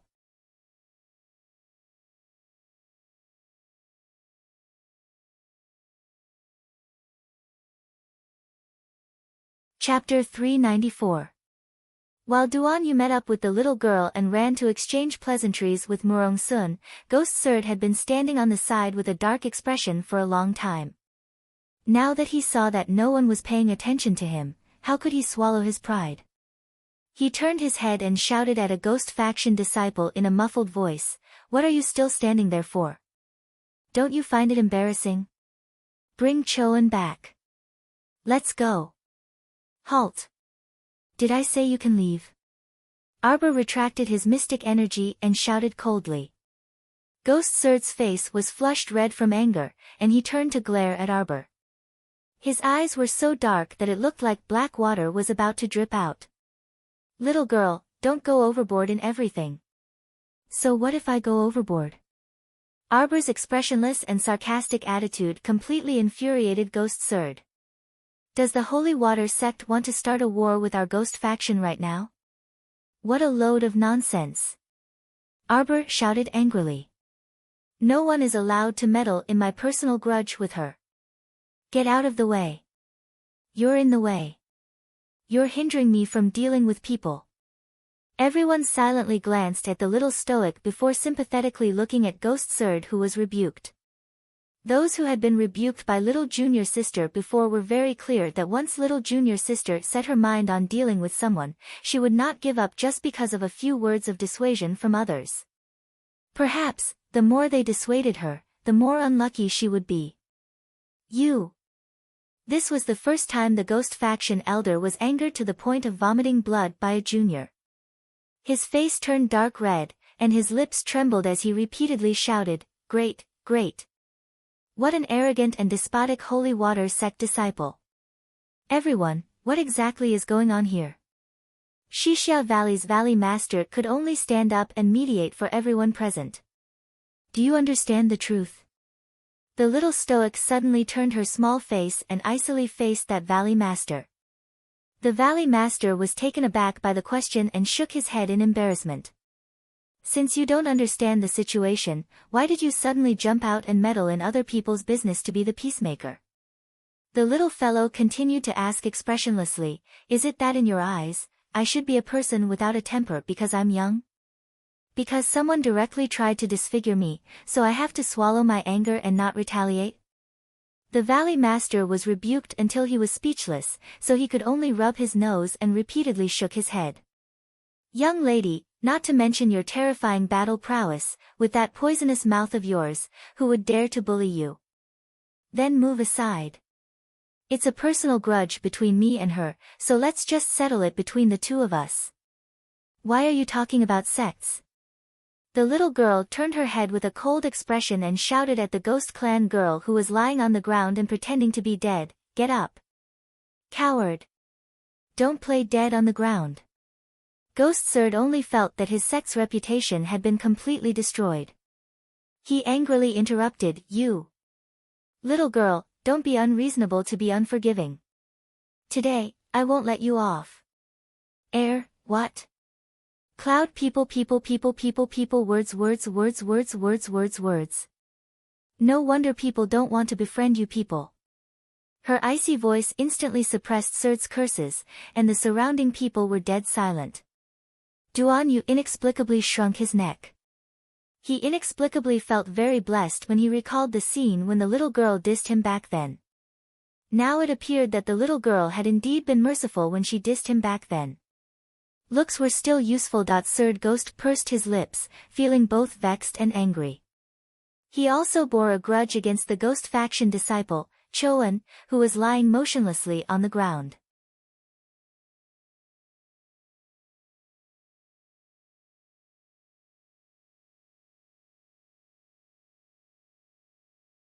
Chapter 395. If it weren't for this person's brainless actions, how could the sect be humiliated like this? He really wanted to dump this burden and quit, letting this brainless female disciple Cho and resolve this problem herself. But as the sect elder leading the team, how could he be willing to make his sect disciple back down in front of others? Otherwise, wouldn't he lose even more face? Ghost Surd's face was gloomy as he stared at the little stoic. You said Choan attacked you. She has no enmity with you, so why would she attack you? Ask her. She's the one who attacked, not me. Your question is rather funny. Arbor's cold gaze swept over him. Choan, speak. Why did you attack? You don't need to be afraid with the elders here. Did someone threaten you to do something that would harm the sect, so you attacked in anger? Ghost Surd's words elicited a light chuckle. Elder Ghost, why don't you set up a stall in a tea house and be a storyteller? Yang Shirong mocked. Choan lay on the ground without moving, as if she had already merged with the earth. Ghost Surd was so angry that he wished for nothing more than to lift her up and slap her twice. He had already paved the way for her, but this idiot actually didn't climb down the pole. This made his old face flush red, and he couldn't back down no matter what. Just take it that my ghost faction disciple is in the wrong. But you've punished her and hit her before. Choan is currently heavily injured, so you should have vented your anger. I haven't, Arbor replied coldly. The surrounding melon-eating crowd naturally had speechless expressions. Duan Yu's mouth twitched, but Mo Yen chuckled, his darling's angry expression is so adorable. Look at how sincere her words are, choking Elder Ghost to death with one sentence. At this time, more and more people gathered. The Heavenly Tao sect, Daybreak sect, and Purple Firmament faction disciples who had already arrived at Shixia Valley and were waiting for the competition all came to watch the show after hearing the news. When they heard that the Ghost faction's elder was attacked by a Holy Water sect disciple, they all wanted to come and see what the situation was. It was one thing for the Purple Firmament faction disciples to have never seen the little stoic Situ Yi, Shang Kun, and the others who were once familiar with the little stoic couldn't help but twitch their mouths when they saw the little stoic. They were still wondering who was insulting them, but it turned out to be their stoic little junior sister whom they hadn't seen for many years. How did the people of the Hellgate provoke this little fiend? What else do you want? You're not injured at all.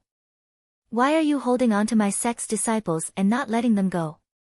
Elder Ghost's face and ears were red. His head was probably about to be filled with blood. The little stoic extended her small, fair hand in front of the Ghost faction's elder. Everyone's gazes fell on her little paw. It was white and tender, small and delicate, and a little chubby. It was a very pretty little jade hand. Do you see this white mark? She left it behind. She injured me. The little stoic said resolutely. The surrounding crowd fell to the ground in unison. Their faces all revealed expressions of wanting to laugh but holding back their laughter. Oh my God, this little stoic was so shocking. That white mark on her little jade hand was so faint that it could be ignored. Attacking me for no reason and injuring me, she deserves to die, Arbor said coldly. How pitiful was her ruined body in her previous life. No one knew better than her how much she valued her body and skin. She didn't wish for it to receive even the slightest bit of injury again.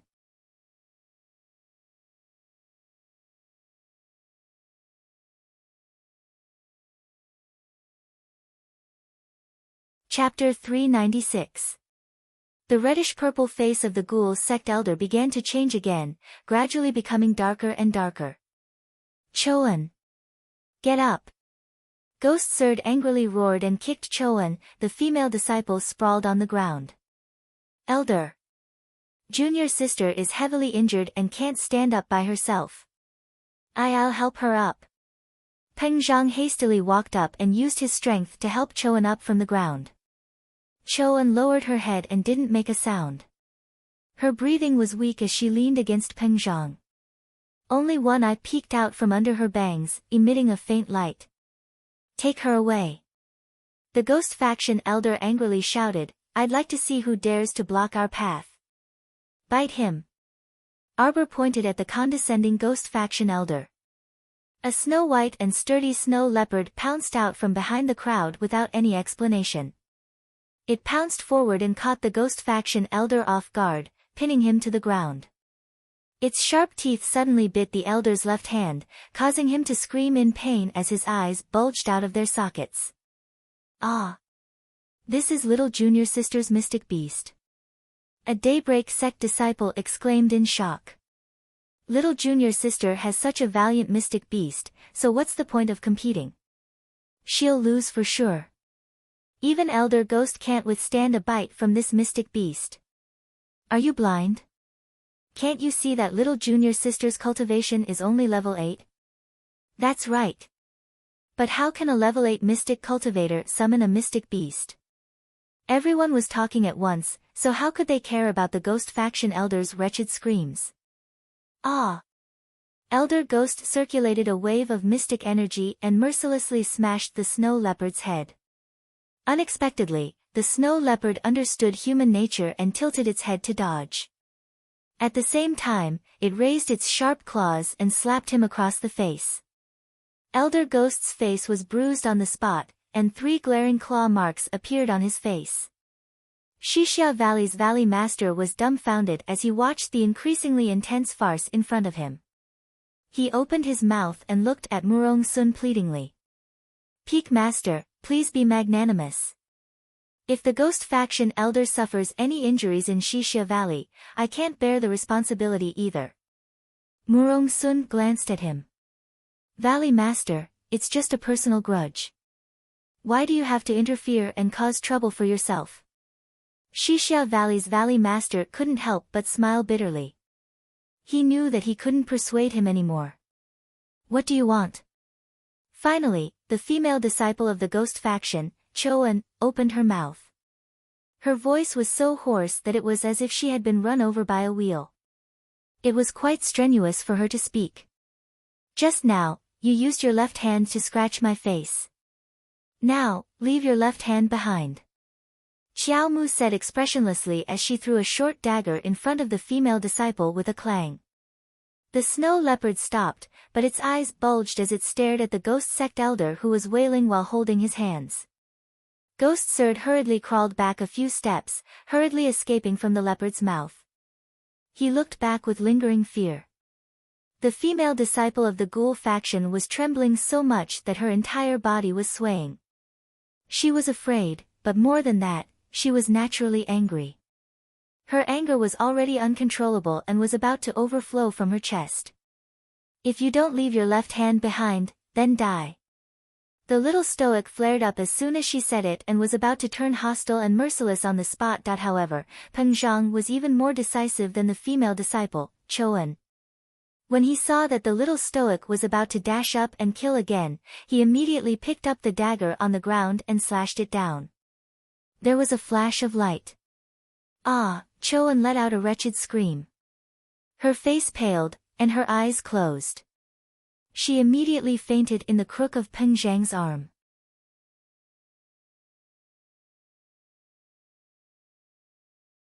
Peng Zhang's eyes, which were hidden under the gray headscarf, were about to practically spill out venom. You're tuning in to the Blissful Bookshelf YouTube channel.